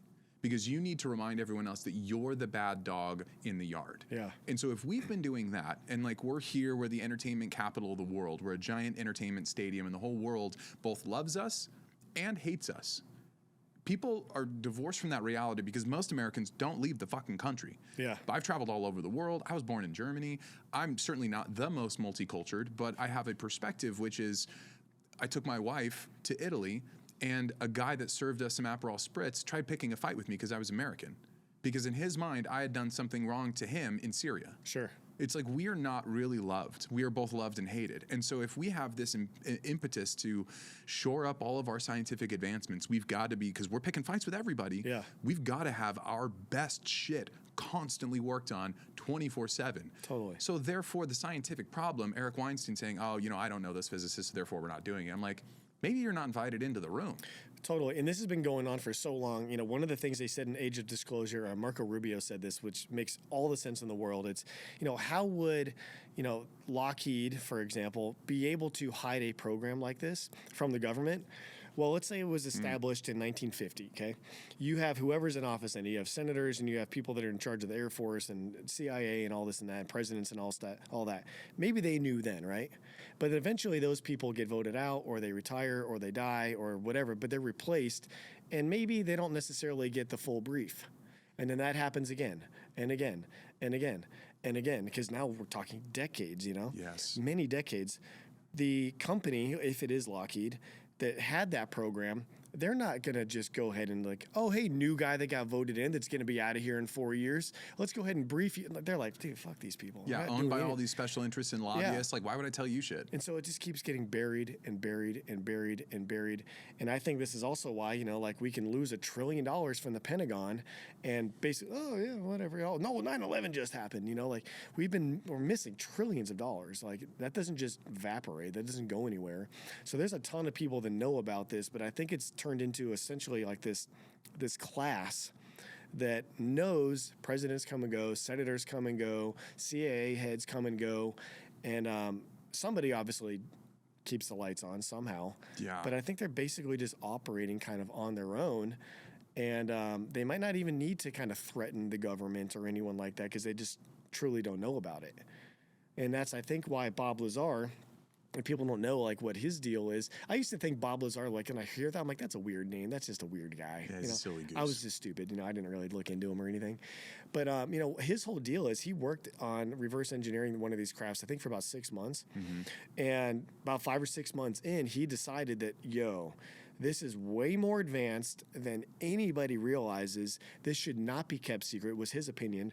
So he became a whistleblower while he was there, which is pretty unique for him. Ballsy. If you believe him. Very ballsy. And I think that's why we know even just a little bit about it, because he didn't play along and keep this thing buried like everyone else has. And then people go like, oh, how would the government ever keep its secrets? I think Obama said this the other day. He goes, come on. One of the things the government cannot do is keep secrets. And I'm like, bullshit. I'm like, that's funny. And that gets everyone to get kind of thrown off their game. And I'm like, dude, what are you talking about? Like, I had a top secret clearance and I knew basically nothing compared to like what is out there. And I knew I couldn't even get a fucking DUI. I couldn't be late on a mortgage. I couldn't do anything, or my security clearance was potentially at risk. I knew guys that lost their security clearance for getting DUIs because they couldn't be trusted, because they Now they're under stress, and if if an adversary finds out about that, they could, if you have a financial issue, you could be a target, type deal. I knew another guy that was an engineer that I worked with at F-35. He was an Indian guy. He went back home to India for, I think, a religious holiday or something, but didn't put in, I think it was a 30-day request on time. And so they denied him going, but he went anyway, and they fucking pulled his clearance and fired him. So they are very serious about how these clearances work. And I was on a handful of special access programs related to, the fighter jets and whatnot. So, as you go up and you go from, secret, you go classified, secret, top secret, and then it goes on from there and you get into special access programs. What are those, by the way? What are the additional increments on that? Well, there's a bunch that are even unacknowledged. What are the ones that you know? I think like Yankee White, I think is one of them. Like there's just some that just keep on going and going and going. And then it gets into kind of need to know. So like you might have like, if Yankee White, if that's the right one, like if you have that level, that's like it's a high level, but it doesn't mean you just get to know everything at that level. Right. Like if your job is like, say you're like a Secret Service guy, you might know everything that's going on about the grounds of the White House to keep the president safe that nobody else knows about, even people that work at the White House. Right. But that doesn't mean they're going to tell you shit about a fighter jet. It's all very compartmentalized. So, there's so many different levels to this thing that, you get up to a certain level and it does say in there, like you could risk your job, but like some of it is threatened by punishment by death, like desertion and treason and stuff. So, you get up to a level where, if you're working on these craft and you have an extremely high security clearance, that means they know everything about you. They know your kindergarten teacher. They know your kids. They know everything about you. And if you disclose something, you're potentially going to prison forever with no trial, with no court, no chance to defend yourself, or you're dead. That's the kind of level that we get at. So when Obama says like, oh no, we can't keep a secret, it's like, seriously? You got a guy that has a family and you're going to tell him that you're going to squirrel him away and not even Guantanamo Bay. Like he's just going to disappear. Some black site. Like, of course people will keep secrets, So anyways, there was this point that they kept saying in the age of disclosure, by the way. Yeah. They had this same phrase that they all used. Like the guys who were like, you could tell they were so uncomfortable being on camera, but they clearly evaluated doing it. Like you could tell that they had seen some shit. And there was like 4 dudes that used this phrase, and it was like, if you talk about this, your life is forfeit. And it was this very specific phrase, which you can tell that at some point in the briefings or the onboardings, the swearing-ins, the process of getting them the clearance, they probably really drilled that home. It's totally. Like, you're not just going to compromise the national security of our country if you go and do this. And they just were probably fresh off the heels of Lazar taking this shit public, assuming that wasn't coordinated. So they're going, if you disclose any of this, your life is forfeit. Yeah. There are layers of security. Dude, the heart attack gun was something that like had a congressional hearing in the 60s. Mm-hmm. And they're like, what do you mean CIA developed a gun that could shoot a dart that melts the second it hits the target, trigger a cardiac arrest, and give this person a heart attack, and then that person just dies and there's no trace, there's no trail. And Congress was like, wait, CIA developed that? And they're like, yeah, we did. In the 1960s. Yeah. So you work at the frontmost machinations of the most incredible defense apparatus of the most powerful, terrifying country in the history of the world. Yeah. And you're going to go and blow that for us? It's like, absolutely not. You're going to keep your fucking mouth shut. That's why I think Bob Lazar is getting somewhat of a pass to do this.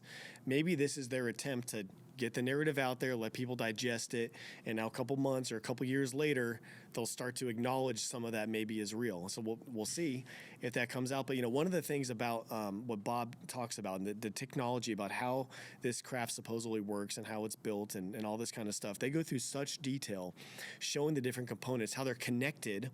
You turn this thing is affected over here, even though there's no wires, it's not touching, there's no nothing. It's so out there and so weird that it makes me say, okay, well, maybe that's real. Because there's none of the human element in there, like, oh, how are we going to have them? How are we going to pretend that these aliens fly this thing? We're going to have little buttons, chairs. We're going to have a stick. There's nothing like that. It is so different and like so simple that it's like, oh, well, somebody did a really good job imagining this because there's no human element to it whatsoever. Like, it's completely bizarre. Bob Lazar, bizarre, And to me, that starts to say, okay, well, maybe there's some truth to this. They did such a good job with that movie S4 showing these hangars and showing the facilities. It is spot on, the same fucking thing as the F-22 that we worked on, the flight test hangars, the SR-7. It's the same thing from the same era. It's just hidden differently. It has slanted doors buried in the desert instead of, in Edwards Air Force Base, hidden like in the middle of nowhere. There's so many different things that he says, and I'm like, okay, like I've worked with a lot of guys just like that. He's a smart dude. He's not a dumbass. Like, Eric Weinstein was trying to say that he's probably like janitorial staff or something, or he was handing out badges. And I'm like, I don't know, because he's a smart guy. He's a propulsion engineer. You can see what he's built with his cars and his engines and whatnot. So I tend to believe that he might be telling the truth. I don't know if it's about everything, obviously, but maybe he's being allowed to do it. Yeah, because otherwise you just heart attack gun the guy. If he was a legitimate liability, the weird stuff like the hand scanner that he talked about for decades before there was ever any kind of document that came out like, that thing is real, but it came out 20 years later when the internet took off, and it was the weirdest thing. Like it's a device that they were using because part of the issue is how do you prove that this person is exactly who they say they are? Yeah. Because people are going to constantly try and get into a secure facility. Yeah. How do you can't just do an ID badge and a fingerprint scanner, all that can be spoofed. So they were like, well, everyone's bone lengths in their hand are very unique to each individual. You can't replicate that. So if you had a face on the Tom Cruise, Mission Impossible face mask, like, well, the fingers are going to be different lengths. Totally. So they had a scanner, and he would put his hand on it, and everybody there did. And it would scan the individual lengths of the hand bone and confirm, yes, that's Bob Lazar, yes, that's Justin Cross. And he said that in the 80s, dude. And then 20 years later, it comes out, people are like, what the hell is he talking about, some hand scanner? And then the company that made that machine happened to just like put out regular standard documentation. People are like, oh my God, that's what he was talking about 20 years ago. Yeah. So you see shit like that and you're like, okay, I have to give it some grain of truth. He was on the Los Alamos registry as an employee, even though they scrubbed it. Stuff like that's really funny also. Like if you look at it in a vacuum of time, because you can delete anybody instantly. Like I could get disappeared tomorrow. Mm-hmm. The powers that be could scrub my existence away, kill enough people, I would be gone forever. But you can't, because it was all digital. My footprint is like entirely digital. But they were like printed materials. And so when they tried denying that Bob Lazar ever worked at Los Alamos or EG&G, they were like, oh, psych, we found this old printed book. He was in the phone book. He was in the registry. He went to, not Harvard, MIT. Mm-hmm. And so they found all of these things that even though at the top level, there was a public facing saying, this guy never went there. He's not legit. He's a clown. And then they found printed material, which is such an artifact of a different time. Yeah. Because you can get away with that now. Everything's digital. I saw that hand scanner thing. So what if it's two-pronged, though? What if it is an ultimate kind of biometric, and they know your hand is different than mine, so that's a way in? What if it's, this is out there, but why not? What if it's also to put it on there to verify who you are, but that you're also a human? Oh, God. Because what if they put it up there and there's no bones, or there's just long, and it's not 4 different bones that you have. Maybe it's one thing. Maybe it's a way to say like, not human. It got out. It's a fake human. It's a fake Lazar. Because we are dealing, supposedly, they say that they have, other beings. They have the shapeshifters. They have potentially shapeshifters and whatnot. So what if that was two-pronged? What if it was biometric for human access, but it was also not a human, and the door doesn't open, and all the guards show up? The auto turrets swing out of the wall. Yeah, exactly. Stun him. We are talking about aliens, in case anyone hasn't really picked up on it. Like, we're talking about the potentiality of having some of this shit come true and be true, and we don't know what that looks like. Are there shapeshifters? Sure, I don't know. Maybe not. Reptilians. Like, what do these things look like? Yeah. Like what? We have no idea. So when I see stuff like that, I'm like, well, I don't know. Maybe there's more to it. If I was in our cosmic neighborhood, and I had the means to get here, you better believe I'd be coming visiting. Oh gosh, yeah. Our planet's fascinating. And maybe that's navel gazing, but I take inventory of anything near us. I don't see a lot of other parties happening. Dude, someone the other day, it might have been Rep Bober or somebody, or maybe it was Boshart, Tim, from Alabama, I think it is. One of them, I think it was, said, you'd be surprised who's not human. And I was like, are you serious? Yeah. And I was like, is that where we're going? Like, cool, but people are saying some wild shit. So that's why that was my initial reaction when I saw that on S4. Like, maybe that's not just a human check or a biologic check. You know what I'm trying to say, biometric check. Maybe that's a human check. Because then they talk about human crossbreeding and hybrid programs and whatnot. Like, and somebody mentioned that the other day, and I'm like, I'm really fascinated by it. I'm glad we're talking about it today because, you know, this used to just be like, you know, comic book, you know, like in Back to the Future, all he had to do was put on his, you know, his radiation suit and play some Van Halen, and he thought he was an alien, you know what I mean? But like we're like, well, no, like there's a lot of like really smart people saying that, you know, we have bodies. Okay, what does that mean? Where do they come from? Do they stay in one shape? Can they do more? Like, what are we talking about? Do they live in the ocean? Are they from space? Are they from a billion light years away? Are they from right there, but it's another dimension that we can't access or see? Like, we're getting into some weird shit. But back to what you said in the beginning. One of the most fascinating things for me is seemingly the sheer variety of shit that we're seeing out there. That's what's so fascinating to me. If this is saucers and gray men and then maybe orbs and, you know, green men, but it seems like we're dealing with so many different things, and I'm just like, what is happening? Yeah. Is it another? This is where I think maybe it's another dimensional type thing. Because if you look at Earth, how many species of things do we have on Earth? Like, Freaking millions. We don't even know. Yeah. Countless. Yeah, and more in the ocean. Yeah, so if we're somehow like being visited from another dimension or tearing open another dimension by accident or whatever it is, it probably isn't just one race that has one car. You know, it's probably a pretty big variety of things. So that makes me kind of think, okay, well, maybe this is another civilization that has more than just a couple of things going on. It's not just a white guy and a black guy and a Chinese guy. You know, there's a whole mix of things. Now there's animals and there's amphibians and there's mammals and there's, you know, birds of prey and there's all these different things. You have to hold space for all of it. That's the thing. Do. People that are challenged by this conversation, just in any way, typically can't hold two ideas in their head at the same time. Yeah. Evolutionarily, we're wired to just put things in buckets. It's a great way of labeling a thing. This is dangerous. This isn't. You over-index on the dangerous because survival instincts tell you to. Yeah. So it's like anything that's over there, it's like, well, if I want to sit here and like ruminate on it, like what good's it going to do? It doesn't really move the needle on my life.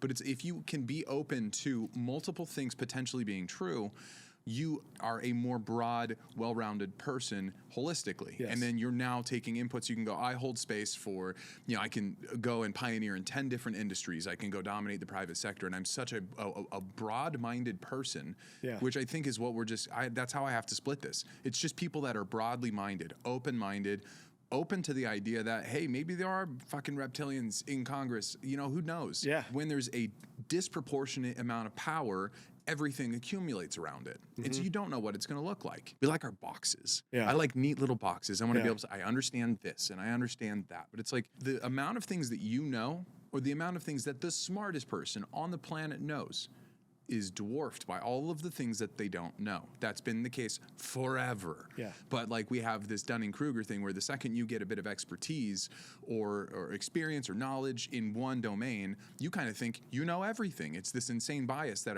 we develop. You know, you can meet a doctor, a surgeon, and I don't know, the trope's like, oh, they're very, very arrogant or very high on themselves because they have this narrow sophistication, but then, you know, they don't know shit about a camera.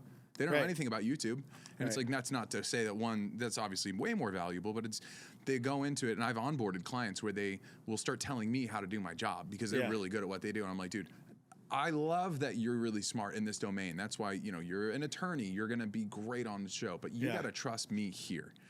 And so people have this confirmation bias where they are convinced that the thing that they perceive the world as, it must be true or whatever. And so they won't hold space for this conversation. They'll go, oh, that's silly goose territory, tinfoil hat, you're a moron. It is going to blow your mind the more you open up to this thing. You're going to find that crafts have stadium-sized insides on a 40-foot machine. You're going to find that gravity can be distorted. And if you can roll and distort gravity, you can manipulate time. You can be open to a conversation around dimensions, which all sound ridiculous until you go, well, no, like if I explain it to you well enough, you can actually open up to this idea. Yeah. You know, and there's a layer where it's like, oh, it's because I'm the Doctor Strange. I'm so sophisticated. I can't be open to any kind of silly goose territory. Or I'm so religious that anything outside of the Bible would fly in defiance of my framing of the world. Yeah. And so I can't touch it. I can't at all acknowledge it. But it's Yeah. like, you can be okay just going,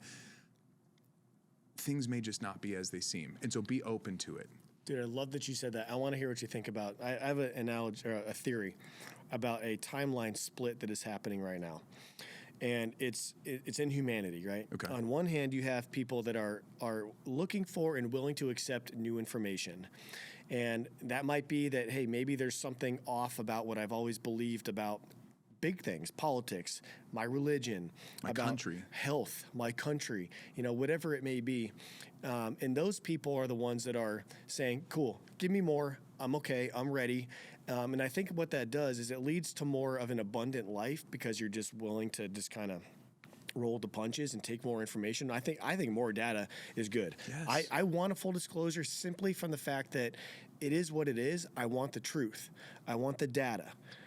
But I can handle that. Not everybody can. You can handle that.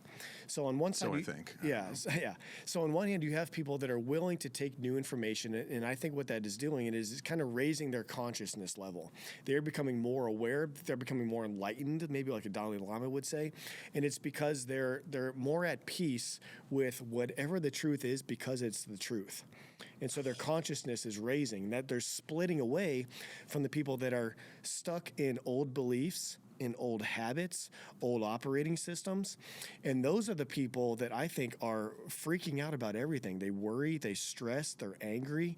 And it's kind of a lower frequency, a lower, kind of just, not denomination, I guess, but a lower kind of, the lower split of humanity, because they're like, oh no, the pyramids were built by Egyptians. If you say anything, I can't handle that. That's a great Or like aliens can't be real because whatever. Yeah, it's or not in the Bible. interdimension, that's only on Netflix, and they're just not willing to have it. And you can just see it like, and I want to bring those people up in with us, because I think we are in this camp because we're willing to just take more truth, no matter where that truth leads, which just leads to an expanded consciousness. My stepdaughter Jessica is 26, absolutely brilliant. She can talk to you about consciousness all day long and how we think the whole planet is connected in a consciousness. Humans, animals, the earth, kind of everything is kind of connected. And so, I don't think we're going to go to another level of civilization with energy and power and controlling, our own level of power and energy, which is kind of what this is judged by. If the overall human consciousness is not ready for it. So if we stay down here and we just stay as idiots, just clubbing each other to death or nuking each other to death, or just kind of in this low frequency where we're refusing new information, we're refusing, to get out of our old habits, and we're just kind of like NPCs, I don't think it's going to work for us. And so maybe that is part of what's going on with the aliens, whatever this thing is if they're looking down and they see that our consciousness level is still just kind of like idiot cavemen compared to them, they might be doing what they can do to keep us down, or they might be fucking with us in a way that we don't understand yet, So I think, the more people that are at least willing to say, that's new, that's weird, or I've never believed that, but I'm open to hearing about it. I think that's how collectively the whole world is going to kind of level up. And I think that's where we need to go. Because if you think about it, if we go far enough along that direction, are we going to nuke each other over oil? No. Because the farther up you go, Hopefully.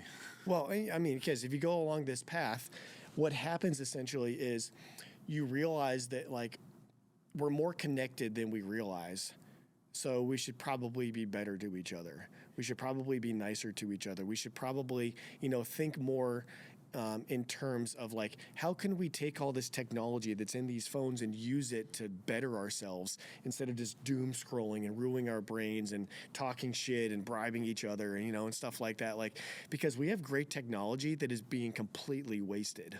Yeah. So it goes back to what we were saying. If we do have technology that is just light years beyond what we are used to now, would you give that to a monkey? Would you give that to like just a low energy group of people that are just looking for a reason to hate each other and fight each other and ruin each other. Knowing that'll make it worse. No, because yeah, exactly. Immediately, you make it fucking way worse. Yeah. So as this stuff comes out, I would just hope that more and more people go, that's weird, but I'm willing to think about it. And I'm going to think first before taking actions, because that timeline split is happening. And I think if a little bit of percentage of people go up, it's not going to be enough. And it's going to be the rest of the idiots that kind of drag us through the wrong direction. And our timeline, instead of going to a civilization that does go to other planets and does, get 0 point energy or something like it, and does go to a higher consciousness where we're more at peace and we stop fighting, we stop going to war. I think if we stick in this other split, that's probably hell. That's probably where the planet is just going to kind of melt down and we're fucked. So all of that put together, looking at what are we dealing with, I tend to think it's more of something like that. I think the technology answer is too easy. I don't think it's just technology. I think there's something bigger happening, and then we can get into, okay, well, is this an angel type thing? Is this God? Yeah. Is God the consciousness? Are we all a piece of it? Because we say, God lives within us, and and all that. And is that all tied together somehow? And I just saw, I think it's Josh Howerton. Do you know him? I might have his name a little bit wrong. I'm pretty sure his name is Josh Howerton. He's like a mega church pastor. He just put out a thing the other day about this, and he goes, there's a scripture that says, essentially, I'll butcher it right now, but he essentially says that evil essentially will rule the sky or something like that. And so he goes, well, if we're talking about UFOs and we're talking about things that defy all of our physics and stuff that we can't understand, that's the sky. They're obviously in charge of the sky. I think they're demons. So I don't think it's that simple. It's pretty reductive. But, I mean, I think it holds some water. And that's why, again, I think this is so, I think we're missing the bigger point. And if it is something like that, where we're living in this beautiful Earth that doesn't exist anywhere else in the solar system, because it is some super special, conscious, living, breathing thing that we're all connected to, and there's something else that's trying to fucking pop our atmosphere and ruin and just kill everything, or it's trying to poison all of our minds one way or another, and it's evil or partially evil. If that's the truth, you think they can tell people that? No. No way. No, that wouldn't go well. And then this all ties back into one of my other, possibly my even more favorite topic, which I think is related, are the ancient civilizations.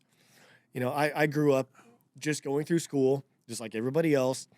The Egyptians made pyramids. That's cool. That's amazing.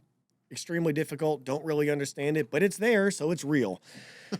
Now, the more that you study it and you realize that there are no glyphs inside of the pyramids, they're all smooth wall. Zero. People are like, oh, there's hieroglyphs in there. No, there's not. Yeah, When did you get that idea? And they call it the king's chamber and the queen chamber simply because of the size of them. There's never been a mummy, a sarcophagus found inside of a pyramid. They have the strangest internal designs that don't make any sense, with weird shafts going at weird angles. And even here's one thing, like, dude, think about this with the pyramids, right? We can build whatever we want in here. We can build a table. We need 4 legs. We need something to attach the top to, and we should level it out. We can do that. But these pyramids, talk about just one, the Great Pyramid, and they're all over the planet. Yeah. Are the most complex puzzles in human history. Perfect engineering. Millions of pieces, individually cut. They're all different. These are not just a whole bunch of squares and then we just kind of like hacked off the side to make an angle. Yeah. Or then we went in and we dug a tunnel up to go bury someone and then we sealed it off. They are all completely fucking different. And they're so big and they're so high up. It's an interconnected thing. Like this puzzle piece here is this shape, but the one next to it is slightly cut this way because there's an angle. But then over here, it's there's a notch cut out because there's a thing going through it. We can't build those pyramids today. In 2026, we could not build the pyramids. So how in the world did we build them? Whether or not, those columns that go below, 1,000 meters, like they say, are real or not, even if we're only talking about the existing structure that we can see on top, we can't build that today. So when I look at the craft in S4, the sport model, and what that thing could potentially do, the way Bob Lazar describes it, I'm like, well, If we had that technology, we could build the pyramid. If we could levitate,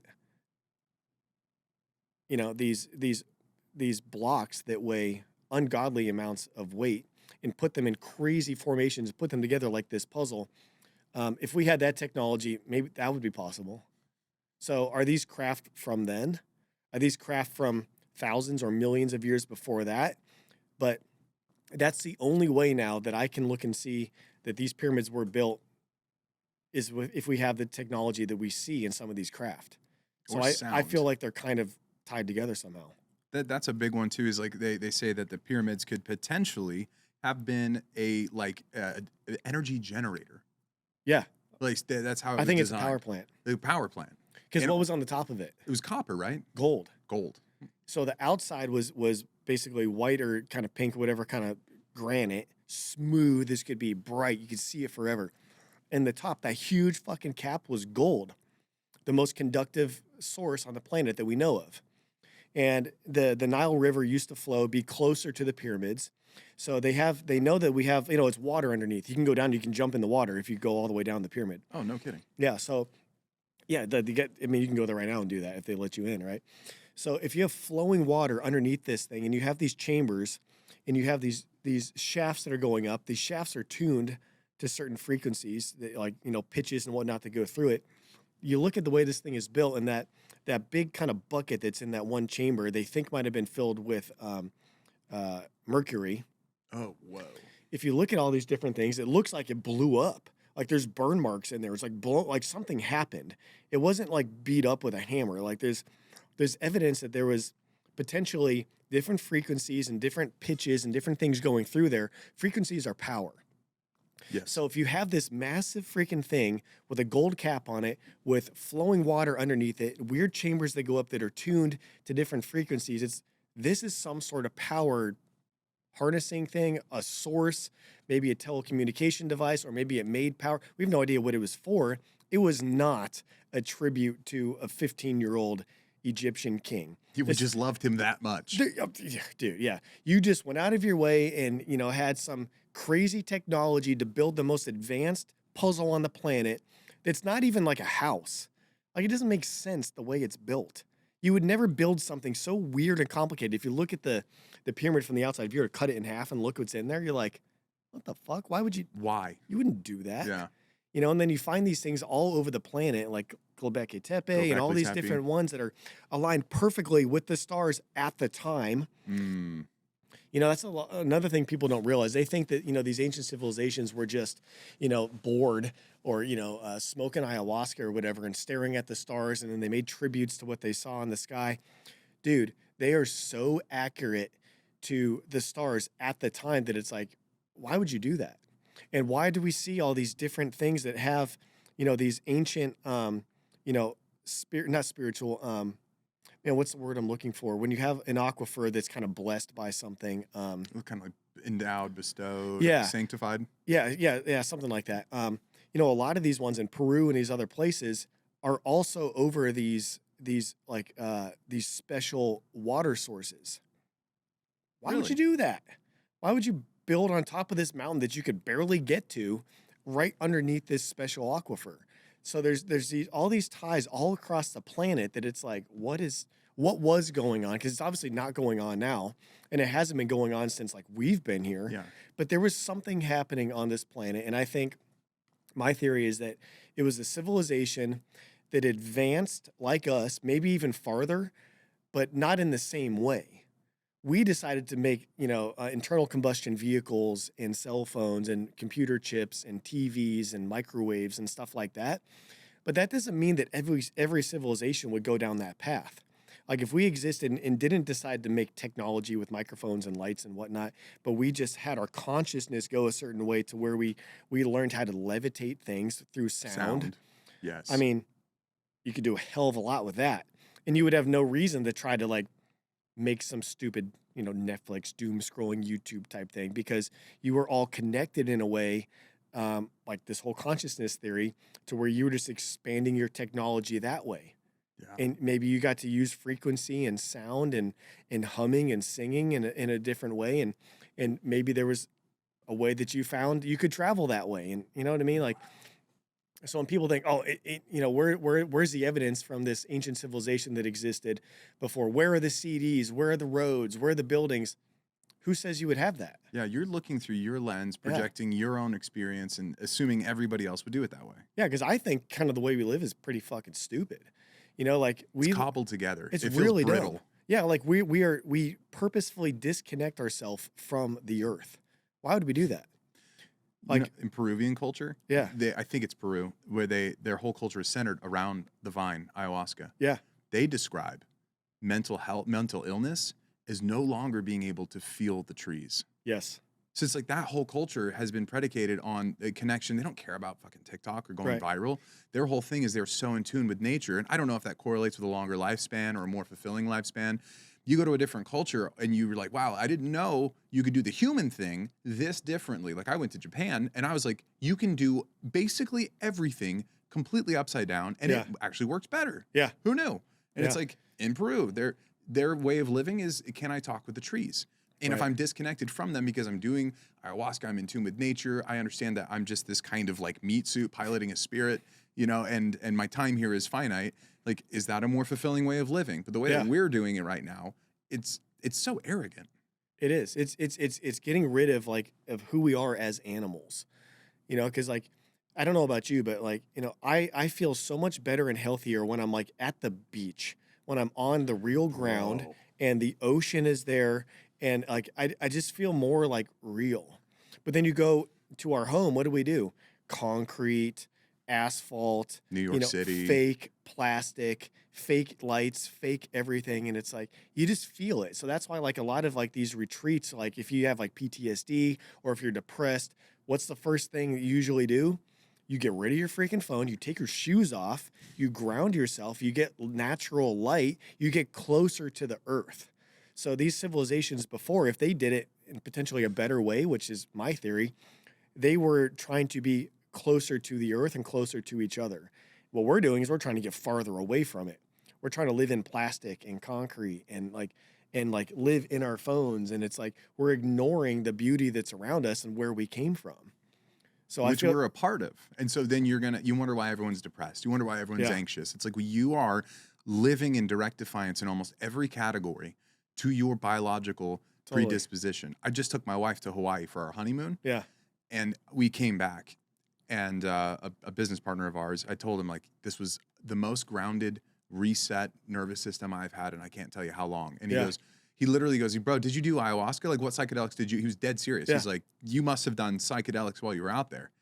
And I was like, no, dude, I touched grass. I touched beach. right. I was in the ocean. I had salt water in my pores. I was getting sunlight. I was almost never inside. Yeah, And it's like, I'm inside all damn day. yeah. I But- ate real food. Yes. I breathed clean air. Ahi tuna that had been caught that morning. Totally. And it's like, I understand that a flight to Hawaii and the cost of living there or the cost of getting a hotel, all of this I understand in our current societal structure, that's a luxury. It's Yes. now been put up here on this. You have to make this much in order to be able to have access to it. And so people that are on the lower socioeconomic status, that all sounds just like privilege. I understand that this society we live in is not architected for this. Yeah. But you know what? Sunlight is free. Yeah. And you know what? Parks have grass that's free. Right. It's like there are some of these small incremental things that people aren't doing. Yeah. And they're kind of messing up their own minds, their own psyches. They're so unwell. I would actually, you know, imagine if you're a more intellectual being, right? Maybe you're a higher consciousness type being, right? An alien, let's say they are that, okay? And they look back at us right now, and they look at how we live. We live in these boxes in these cities on this asphalt. We're ruining our gray matter in our brains with this, and we're drinking alcohol, and we're just ruining our body. We're having all this synthetic food and synthetic living. I would actually feel sad for us. Yeah. I'd be like, man, that sucks. You know, like, look at the animals. Hmm. You ever see a fat lion? No. Like, all the animals are basically always in shape. They're always happy. And sure, they have to live by the rules of the jungle and they eat each other and whatnot, but we do that too. But I look at the way we live now and I'm like, man, this kind of sucks, man. You know, and like, that's why, like, there's so much, maybe it's because I have a daughter, but I can't scroll more than a couple minutes without seeing something about keeping screens away from kids because it's ruining their brains. It's ruining that, their ability to think. They're becoming more depressed. And I'm like, well, yeah, that makes sense. Yeah. We live in concrete boxes and we are staring at a screen all day. And that's not what animals are supposed to do. Yeah, clothing our bodies in synthetic chemicals, eating food with preservatives, Yeah. drinking water with fluoride, shrinking the pineal gland. We live, as RFK says, in a chemical soup. And if we are energetic beings and biological beings, and we're inputting all this stuff, Yeah. affecting our hormones, disrupting our endocrine, like, of course you're going to feel insane. Yeah. Of course you're going to pick fights with everyone, and you're going to dive in on Twitter, and you're going to have to beef with somebody, which I'm guilty of, and you're going to see the enemy everywhere you go and everyone. And it's like, that is the polar opposite, which kind of leads me to thinking, is that by design? Because a fractured population is a controlled population. Yeah. A low vibrational state population is a controlled population. The last thing you want if you're a king is to have everybody get together and oust you. Yeah. If you have all the power, if you sit on the top of a power structure, you want everybody sedentary. You Yeah. don't want them being able to get, and so it's like, well, would we as the United States, which is kind of this story, like, to be honest, it's a story. This is a landmass. We live on the landmass and we are united under the banner, which I'm a patriot. I do love my country, but I also am like lucid and unemotional about the fact that, like, you go to space, you're like, oh shit, we're all kind of the same. Yeah. And so it's like we get very squirreled away into our stories and buy into it. But it's like, I wonder how much of this is by design to keep our own population under control, and how much of it is an external influence by a rival nation to keep us under control. There was this guy, Yuri Bezmenov. He was a KGB officer, Yeah. had a very famous interview in the 80s. And he talks about how they they know that they couldn't topple the United States through kinetic conflict. So, like, the U.S. is just too good. They have the moats. They have the Atlantic and the Pacific. It's objectively, logistically too difficult. It's not a fight. But you can destroy them from the inside. You can start to fracture society. You can split people apart. You can get into academia, and you can start to inject narratives, Marxist narratives. You can start to inject combative thoughts where you no longer focus on the family unit. You break that shit up. Yeah. You make them worry about, people from another country and put all your time and energy and fuss into that and neglect your own children. If you can destroy something from the inside, you have effectively toppled the thing you otherwise couldn't have toppled. And they call it active measures, where you subversively, over decades, you play a long game. The Chinese play a long game. You subversively destroy it from the inside because you couldn't kinetically do it from the outside. And if you really zoom back on the timeline, Leninism took this principle as well when they were really bringing the Soviet Union to a new height, a new frontier. Well, they were trying to understand, how do you control a population exceptionally well? Yeah. And one of the ways you do it is you make the individual more loyal to the state than their own families. Totally. And you do that by saying, hey, it's important to report your family if they're not on board with communism, because they're not a comrade. Statism. And if you can do that, you have an entirely controlled society. But if you do a little sidebar interview with them, how many fucking people are happy? Nobody. It's a system that everybody has to buy into, because that's the story. They came into this world. Yeah. That's the layout. That's the stage they're on. That's the script they were presented. And so you're going to not follow the script? You're going to end up in the gulag, dumb fuck. So, like, you follow the script, but you're not happy, and you know you're not happy. Yeah. And why am I so far away from happiness? Yeah. It's like, well, because you're following a plan that someone else who you don't know laid out, and it's not designed to help you. Let's take it up a level, because we're talking like country control, like, right? The leaders, the elite of a country, and then trying to control other countries and stuff like that. If you take it up a level, what if there was another level of intelligence that was purposely doing that to all humanity? Because that happens across the board in every country now, right? So what if, going back to the ancient civilization, what if the way we developed before basically didn't have that level of manipulation, because everyone was kind of rising up. Everyone was at a different consciousness level. Oh, it wasn't working. They were shaking it off. Yeah, and for whatever reason, something went wrong. Maybe this higher power wiped that out and ended that. Maybe it was something just natural, like comets just happened to hit and just blew it and just killed everything. Sure. Maybe even we developed into a way, and we figured out how to harness some sort of power that we didn't know how to actually harness, and we ruined ourselves.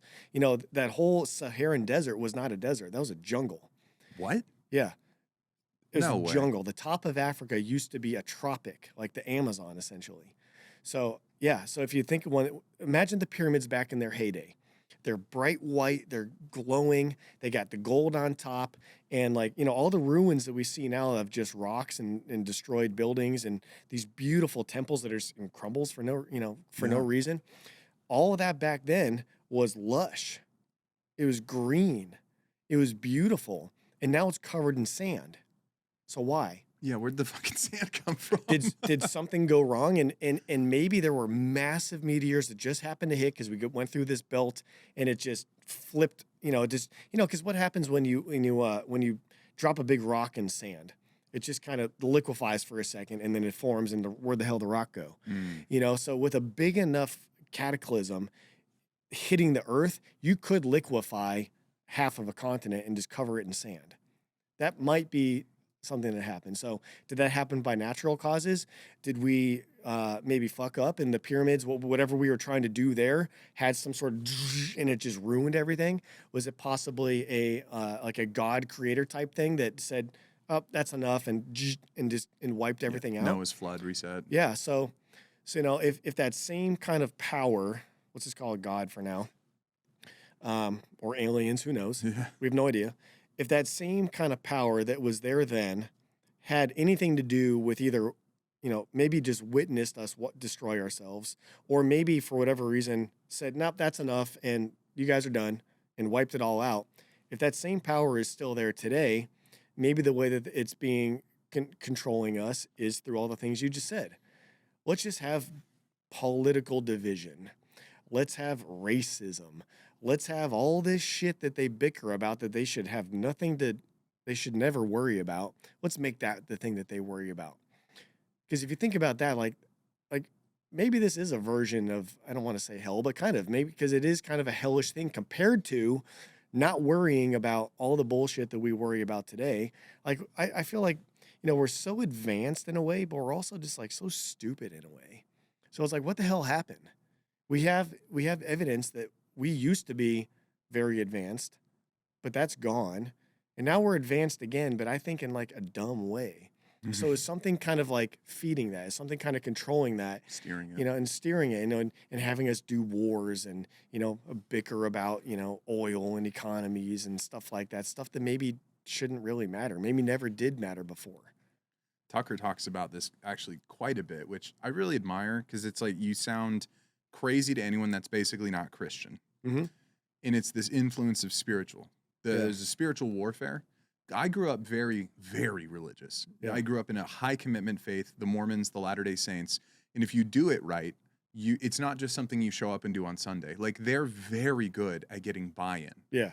And I'm kind of looking at it in this kind of clinical lens. Like, to people that are in it, they're like, well, yeah, of course, this is the one true church. This is my alignment with God. Of course, I'm bought in. But if you're being just kind of honest about it, like intellectually honest, it's like that. These are songs that you sing from the time you're 2 to 3 to 5. They steer, like, there's a very prescriptive format, and there's millions of people that follow it. Yeah. I did.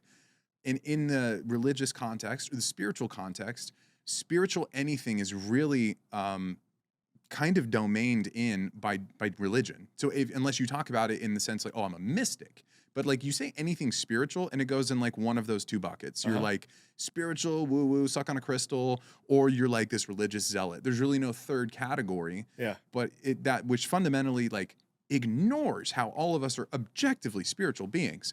And so if we're all spiritual beings, meaning there's some kind of connection we have to God, whatever it is that created us, why the fuck we're here, you're going to ignore the fact that maybe your impulse to be mad at that guy, that could be some sort of evolutionary response. Okay. You could also kind of be steered.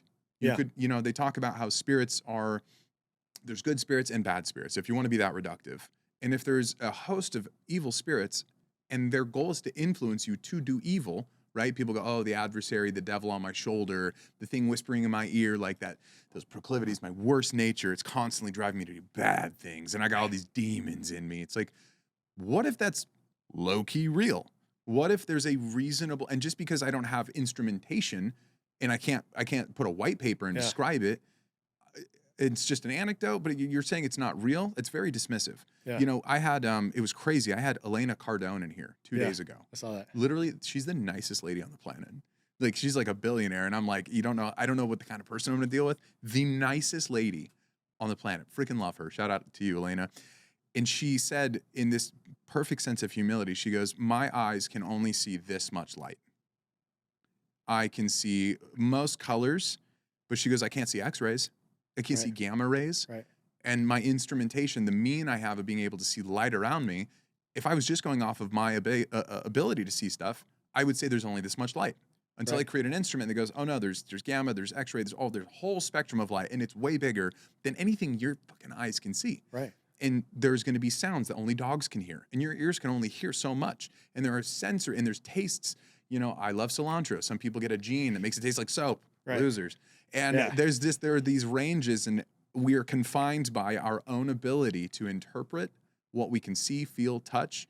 And so then we form our worldview around just the things that we can factually corroborate. Yes. But there are spiritual impressions that I get. And I feel like I get rage out of nowhere. And I feel like I'm being impressed. And so Tucker's theory is like, we're in the thick of a spiritual war. And there's a world where maybe nations can corral some of those spirits to fight for their cause. Mm-hmm. And those guys can corral spirits to fight for their cause. And the second I say that sounds fucking ridiculous. Until you kind of go back to first principles and go, hey, look, that sounds silly because you don't have the instrumentation to really adequately describe it, or it's not taught at Harvard or something. There's no white paper on this.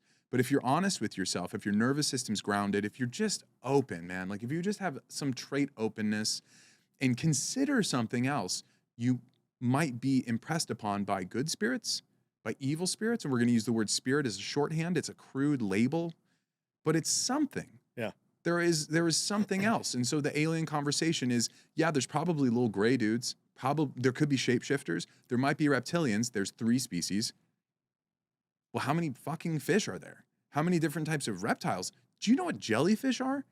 They're just like existing floating nervous systems with no central brain, but they're coordinated. And then octopus can communicate. They can change color. We have the most fascinating creatures. Dolphins have exceptional intellect. It's like, you think you know everything, you don't.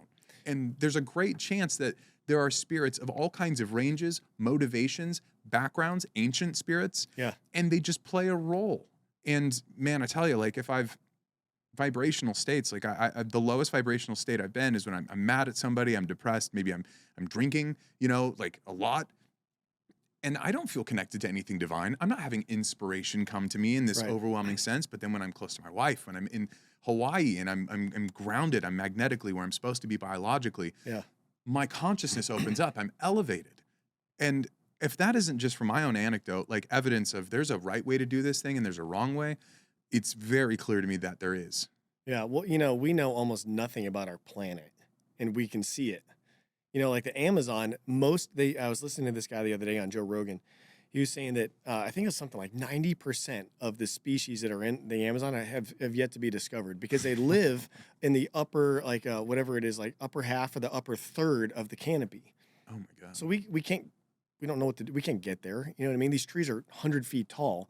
Most of that life lives there. So we don't even know. That's why we're discovering new species of little critters and animals and birds and things that are right here that we can physically touch. Most of our ocean is unmapped. I think they said it's about 80% of the ocean floor is unmapped. And most of our planet is water. So we really don't even know what is right here that we can physically grab onto. So how much do we think we know about the spiritual realm that we really kind of only see maybe in dreams or with like close talks with God or, ancient texts or something? Like it's even less. So to think that like we really fully understand like even good and evil, it's kind of a crazy thing to even consider because, like I don't think we dispute that there is good and evil. So evil is real. So what would evil be doing in our world today? How would it be showing up? Well, there's a lot of different ways, but I don't think it's just, don't murder, don't lie, don't cheat, don't steal. Sure, if you do those things, you are on the side of good, I would tend to think. But we're trying to conceptualize how evil would even show up. And we can't even really conceptualize that. And that's why I go back to living in concrete, staring into phones and all this stuff. Like that is the opposite of what an animal does. To me, that's kind of like a darker path. So for us to sit here and think that, we know everything because we were, raised as, like, I was raised Lutheran, you were raised LDS, Hmm. and, all these different religions, you know, how have most wars started? Because of religion. So it's like, well, that doesn't make any sense. I thought religion was supposed to unite people and enlighten people and make us more loving and caring and all these things. Most wars have, throughout history, have been fought because of religion. Yeah. So it's like, man, and again, I was raised and confirmed Lutheran, but I don't like go to church anymore. But I have the strongest connection I've ever had to God because I believe it's a one-to-one type thing. What do you mean? Like, it's like I can talk to God anytime that I want. And I get the most out of it when I'm just quiet and I get rid of all the junk that's around us and I talk to God, that I can feel that connection. I don't really feel that when I go to church. Even if you're singing hymns and listening to a sermon, sure, you might be learning about scripture and there's definitely benefits to that, but it doesn't feel anywhere near the same experience as just, hey, I'm here. What's going on? And having that personal one-on-one connection. So it's really interesting that, we know nothing about what we can physically touch, but we think we have all the answers to the spiritual realm. And it ties back to, UFOs and aliens. Like Tucker said, like, sure, some of it might be manifested evil, and it could be, because what does evil want to do? It wants to confuse. It wants to inject chaos. It wants to inject doubt, and if some sort of disclosure does start to discredit religion, well, that would be like the ultimate touchdown for evil to accomplish. Oh, wow. Like, oh man, we're going to have this stuff and, do it in a way that it's going to now invalidate part of whatever testament or whatever religion. Win. That's a huge win for evil, because Satan's ultimate deal is to essentially have us question God and move us farther away from God and from that spiritual enlightenment, from a higher consciousness, and get down into the dirty. So if they can accomplish having religion be even partially invalidated, they're going to celebrate. They're going to throw a party. Evil's throwing a party. So that's why I do think there's definitely something to this, that it could be an evil thing, like Tucker says. And back again, all these religious texts have always talked about angels and demons, and they do their best, I think, to tell the story of, how that looked back in the day and everything. And so I look around today, I'm like, well, that hasn't stopped. I see no reason why that would just not be the thing anymore. So maybe what we're experiencing is very similar to what everyone else has always experienced and wrote about in every religious, book. And maybe we're just getting closer to having it be kind of more public and more real for everybody. I've never once considered that disclosure could be in the favor of whatever subversive force would like to just wreck and destroy and reduct humanity. And if somebody knows that, like if the ruling people of this planet, whoever that may be, whether it's the top of the government or whoever's on top of them, whatever, if that is the truth, you think they're going to like let that out? No. And if they do, it's because there's a reason to. There's a purpose for it. And there's some sort of benefit to them. Either, they're going to greatly benefit from whatever the ramifications are of having this disclosure come out and go ahead and kind of ruin good. Or maybe it's self-preservation. Maybe there's some sort of threat that it's like, hey, the world is going to cease to end, or, your bloodline is going to cease to end unless you keep this narrative going, or if you let certain things transpire. So Wow. I know we're getting kind of deep here. No, I love it. But, if you just go back and just simply look at things like the pyramids and how they're built, or you look at these, things that are flying around out there, we can't explain them. And so we try to look through it through our lens of, oh, we are technologically advanced, so it must be advanced technology. That must be 50 years or 200 years in, advanced. And how we got there is, it can be debated, but it must be that. That's what a lot of people want it to be, but that's the easy answer. I need it to fit in my worldview. Yeah, and that's ignoring the fact that we are spiritual creatures, and we have always been under some sort of influence from good and evil. That's what nobody denies that. So as this stuff comes out, like, again, if you want to raise your consciousness, it's my opinion that we just have to be able to take the information in without running from God and without ruining our lives, because that's probably what evil wants, or that's probably what is they're trying to make happen. You're talking, dude. I fucking love this, and I what I admire. The reason I started this show, and I call it Forged, Yeah. is that my goal is that the listener comes away with a new neural pathway forged into their mind. I remember when I was a kid, I figured out multiplication for the first time. I felt it in my brain. My shit lit up, and I was like, oh, that's how addition's adding, but this is, and I figured it out, and I felt this synapse occur. And I've had some of the best conversations, and my plan was these conversations are going to bring new neural pathways and allow you to recontextualize the way that you're looking at the world. And dude, I love the way that you've described and articulated your position, your philosophies, your beliefs. And you're a smart person, and the goal is to draw smart people and have these conversations. One of the things in being smart that I have identified is the smartest people I know recognize that there's always someone smarter. So to contrast that, when people are like, Donald Trump is so dumb, he's so stupid, Elon Musk is so stupid, Bill Gates, Steve Jobs, it's like the most unintelligent people assume that everybody's stupid. Smart people know that there's always a bigger fish. Yeah. And when you are intellectually honest, you know I have an upper limit to my understanding. That's the honest thing. Because otherwise you're wrapped up in your own biases. Your worldview is, oh, because I can't see it, it's not there. Yeah. Because I didn't believe it, it's not there, or it's not valid. But the smartest people hold space for somebody else knowing something that they don't. For Donald Trump being, whatever you think about him, insanely intelligent. Yes. Elon Musk being vastly intelligent, because they're open, they have a high trait openness, and they're trying to learn from everybody else. And so I always find it so illuminating when on the internet someone looks at a public figure, whoever, and immediately castigates it, labels them as dumb or stupid. And it's like, you are a mirror of yourself right now. You're telling on yourself. Yeah. And it's like the best thing that you can do in life is constantly seek out new ways of looking at things, constantly obsess over new information, expose yourself to stuff that has no bearing on anything that you currently know, and don't go all in and don't reject it on principle of you just not knowing it, because there are more things you don't know than things that you do know. Yeah. But the smartest path forward is having an honest assessment of everything around you and being like, that could be true. My favorite way of saying that is there's a non-zero chance. Right. And when I heard, I think it was maybe Chamath or something, there's just a non-zero chance that this outcome's true. There's a non-zero chance that we have an alliance with the aliens. You know, there's a non-zero chance that we have, Space Force has been deploying excursionary missions for forever. And that was before it was Space Force, and it was just the Air Force. And that was when it was the Navy, right? So it's like, there's a non-zero chance all of these things have happened. And the more that you stay open to the non-zero chances, the better you're going to navigate life, and then you're going to be a little bit happier. And I feel like everybody, you ask anybody on the road, could you stand to be a little bit happier? Everyone will say yes. Yeah. Everyone could use a little bit more fulfillment.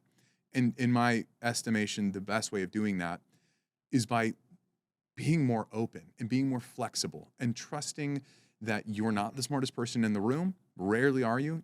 And so be open to learning from other people. Yeah. And I don't know. This idea about like ancient civilizations, like, why is there such a fucking weird lid on that? Like, oh no, the Egyptians did that. You know, there's this Darren Kiyu. It's a gigantic city they found built into the mountain in Turkey. Underground? Underground. Yeah. It could house 20,000 people, and they don't know who built it. Mm-hmm. You talk about Göbekli Tepe. That's reset our now timescale for how long humans have been on. It's like, I see all of these massive things, and they just kind of ornament a conclusion, which is like, be humble and be so aggressive to learn, because there's so much to learn. Yeah, that underground city, like the easiest way to look at that, well, even before I say that, being able to say, I don't know is a superpower. Fuck yes. The people that always have the answers are usually the dumbest ones, because we don't know anything. And you have to be able to say there's a non-zero chance that might happen, right?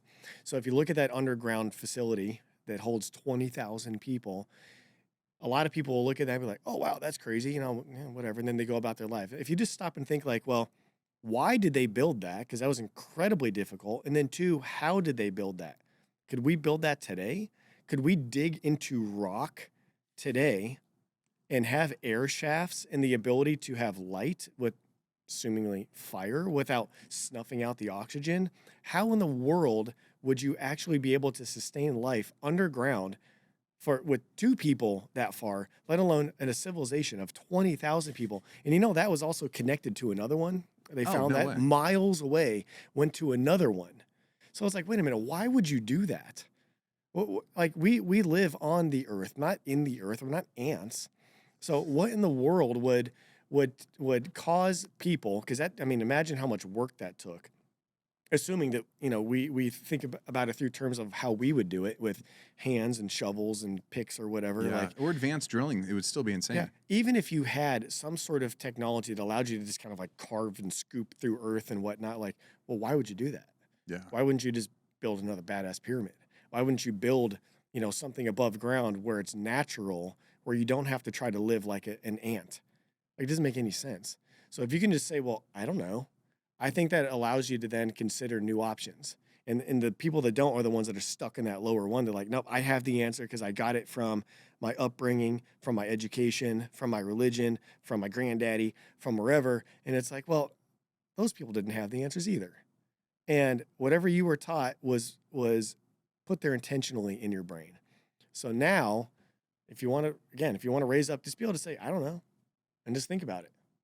Like, just literally ask, like, well, what do I think about this? This is what people do. They outsource their opinion and their answers to everything to other people or other institutions or other religions. They just go, oh, I don't know, but that's the answer right there because someone else told me. I'm like, dude, come on. Well, it's safe. Think it's safety. for yourself. Safety in the consensus of the group. Yeah. And that's the biggest issue that I see in 2026 is there's just so many people outsourcing their opinions, not being curious. There was this crazy study that they did where they interviewed, and it was kind of reductive, but it was like people on the left versus people on the right. And my take is like the Democrats or Republicans, it's 2 wings of the same bird. The real thing you got to watch is the shit that they agree on, namely the debt, national debt, and then an additional conflict. Oh, now we're going to, we're sending more money to Ukraine, whatever, Israel. But the things that those studies assessed was what do people prioritize based on their political beliefs. And so they had these concentric circles. So it was the first most circle, second, third most, fourth, and fifth. And so people that were on the right, they asked, like, what do you value? And they went through this study, and they self-ranked what they prioritize. And the first was, I take radical ownership of myself, and I try and go to the gym. I try and eat better. I try and educate myself. Second would be my family, my things that are in my immediate circle of influence, my kids, my wife. Third would be the community, so people that I live next door to, and my extended family. And then fourth would be people of another nation or a neighboring country, things that you're not in proximity to, you don't really have say in, or people in another city. It's like they're not your whatever, you're close, but it's not really your problem. You can't really be expected to really care about people on the other side of the planet when we're trying to figure out how to eat over here. Exactly. Yeah. And so they showed this heat map of like all of these like responses, and people on the left had a completely different heat map. It showed that they had a very small signal on how they take care of themselves. They had no real interest in their immediate family, their immediate community. And then the heat map started emerging on the 4th and 5th and 6th concentric circle, which is people over there, people in a different country, people, I don't know, immigrants, if I'm just going to like take a hot button issue. That's a great example, yeah. And it's like, oh, well, I've got to worry about the disabled trans Iraqi over there and ignore my dog. Right. And it was so bizarre. You overlay these 2 heat maps of responses from people that opted into the survey, the study. And so it's used quite a bit. I mean, it's a great talking point if you're trying to land a zinger. Yeah. But what it illustrates to me is that you're going to probably live a more fulfilling life the more you focus on the stuff that you can actually control and have input in. And most people that are super unhappy, that focus on what the group consensus is, they're the ones that are worried about shit that they can't control anyway. Well, yeah. So they've outsourced all this thinking because the group says worry about that. And that's just not a fulfilling way of living. I think there's a human, you can boil it down. Well, what, they're not people? It's like, of course they are. But I can't pick every fight. Yeah. I can't have a dog in every fight, dude. I've only got so much compute power in my brain. I got to live where I stand. And I have found that is a more fulfilling way of living. Yeah. And I want to be curious. I want to grow my business. I want to meet cool friends and like have amazing conversations.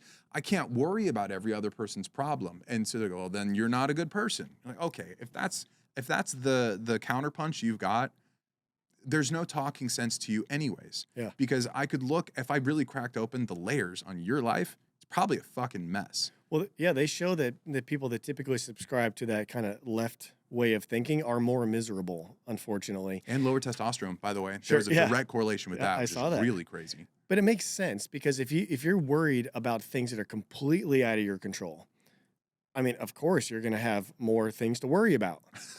I mean, if you're worried about the immigration pattern of people on another planet, or not another planet, Feels like it. if it does feel like it, in another country, or you're worried about all these things that are happening that like you don't even really know where it is other than the name of it, on a map. Of course you're going to be more miserable because you're more worried, you're more stressed out, you're more angry about all these different things. But if you bring it back to your main point of, okay, what is really important to me and my family first, you can get a lot of fulfillment and a lot of enjoyment by taking care of yourself, providing for your kids, for your wife. And then from there, cool, how can I help my neighbors? How can I help my city? How can I help my state? How can you expand out, but it has to start inward, which is also why, like you said, we're spiritual beings. Like, I think, you have to have a strong spiritual grounding so you can have yourself be right first. Because then from there, cool, now let's treat the body better, treat our family better. And maybe if we do good enough, like Elon's a great example, cool, I'm a genius and I have all of this technology and I have all these things that I can do. He can actually help people on the other side of the planet. He can send resources to people on the other side of the planet and actually help them. Starlink. Yeah, exactly. Starlink's a great example. But if you're sitting in your home in Brooklyn, in your apartment, and you're sick and you're fat and you're broke and you're worried about people in Ukraine, I mean, what are we doing here? You know what I mean? Like, it doesn't make any sense. So it makes perfect sense that people that think like that are more miserable.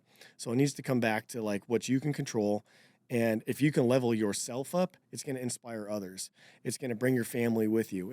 And I think that's how we all, we talk about that consciousness level rising. It all starts with the individual. Because if you can bring others along with you, great. But you can't be in a place where you're just a complete maybe degenerate or you're broken or you're sick and think you're going to push others up. Like, what do you mean? Like, someone who's like completely falling apart is going to help me? That doesn't make any sense.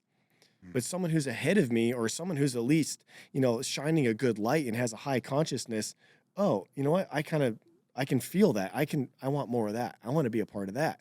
So if we want to raise up, it all starts with the individual. So let's end on this then, because you have already done this. You've actually created a men's group. You've been a part of a lot of men's groups. You've built this like super badass brand, which, by the way, really exciting to see. It's about to take this like really up into the right turn again. But it's Earn It All. And you created this with Adam and I think maybe someone else.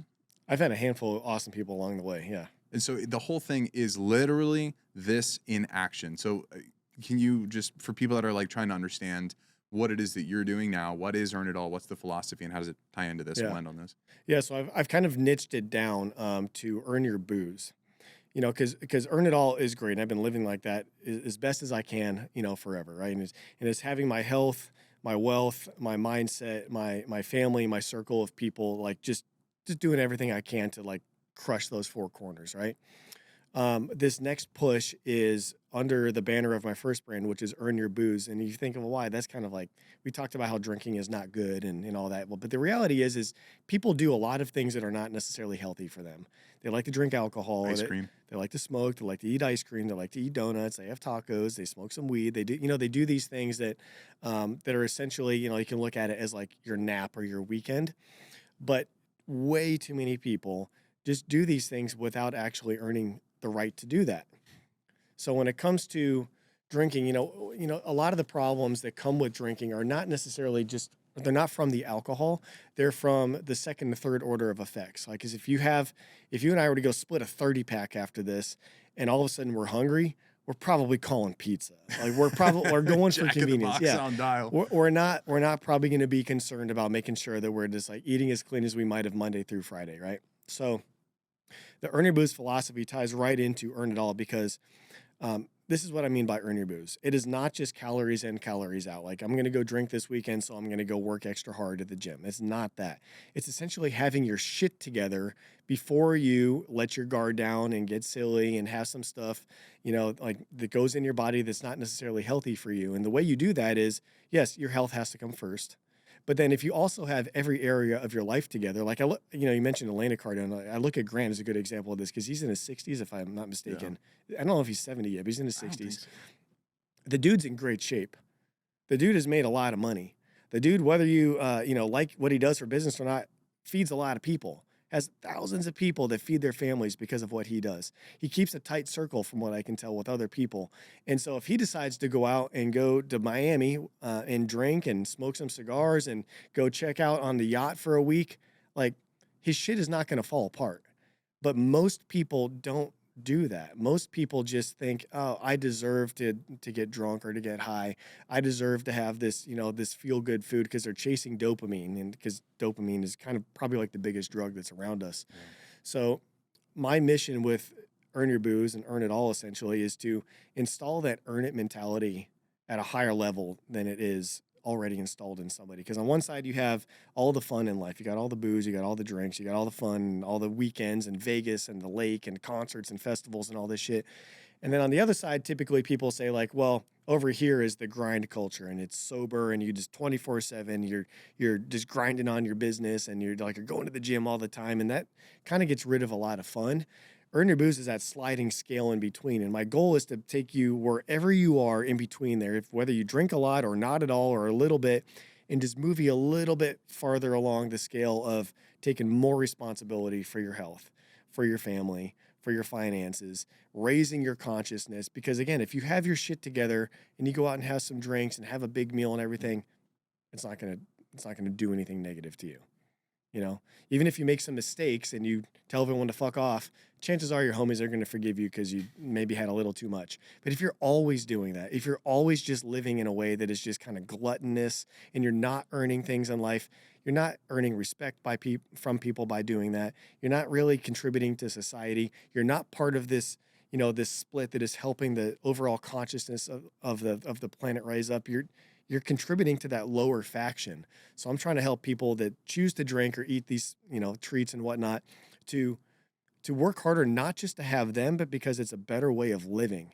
And it's, like you said earlier, there is definitely something to be said when it comes to health about being happy, about laughing, about exploring new topics that maybe you don't talk about. Because I was texting people on the way up here that I was so excited to come here and talk with you today about UFOs, because every other podcast is usually about business or men's development or, being a father and all these things that I'm very passionate about and I love. But if you can do something sometimes that has you, just talking about things you normally don't talk about, or just, caring a little bit less about the grind and having fun, that happiness that you share with other people, that social connection, which is kind of feels like a spiritual connection when you have that with somebody, it's way different than just making money with somebody. That, I believe, does lead to a more fulfilled life, a happier life, probably longevity. My grandmother's 97 years old. She's always just been the funniest, most witty, humorous type person. She still digs on people. She's in an assisted living home now, but she still digs at people. And I think that's why she's still going, because she's always had happiness with her. So that's what I mean by that. It's kind of earn and enjoy life without apology, but just make sure that you're earning all the things that you do along the way. I love the philosophy. I need a bracelet. Everything about it is cool. I knew about Earn Your Booze way before I met you, and then you came into my studio one day. I think you were a guest on the show, and I was like, "No way, you're the guy." It was probably 2 years ago, and since then we've just been fast friends. And if people are looking to improve the overall fabric of their life, and all of this resonates or part of it resonates, you should check this out. It is incredibly cool what's developing. It's here in Scottsdale, so we're gonna have a badass event here in Scottsdale. I'm looking at probably late July, early August. I'm in. So I'll definitely let you know about that. But man, community is so important. This the last thing I'll say about it to tie it all back together is when I think about those ancient civilizations, if my theory is correct, I think those people were more connected. I think, they were either connected just by the way that they lived, probably the way they treated each other, just the way that they looked at, their environment and everything. And I feel like this is a way to kind of do that, because it's bringing people together under that earn it mentality that I know is just good for each person. It's just For the good. species. Yeah, because Yeah. like, you know, it's real accountability. And accountability essentially is the ultimate hack to the personal development. If you take more accountability for your actions, for what you eat, for what you think, for how you treat people, you know, the way you live your life, you're going to have a better life. You know, so that's why we're going to do a big, you know, fitness and social event. We're going to get together and sweat and have a good time. You're going to meet people. You're going to high five. You're going to shake hands. You're going to laugh. You're going to smile. And if you choose to drink, you're going to have some drinks. You're going to get that other side of the thing. And I think, you know, if people would live their life in a way that was still prioritizing the hard work that needs to be done, but also allowed them to have fun because we don't know how much time we have each day, then I think that's the way to kind of live life. And I think that's probably what the creator or God wants for us is to have a great life. And I think it's a lot harder to achieve that amazing life that inspires people and brings people up in the world if you're just constantly all about the grind and whatnot. So it's not balance, it's about priorities, and that's why you got to earn everything. Justin, you're a fucking legend, dude. Real quick, where can people find you? Earnyourbooze.com or Justin J. Cross on Instagram. Thank you for being on Forge, dude. My neural pathways are everywhere right now. Thank you, brother. Yeah, thank you, bro. This is great.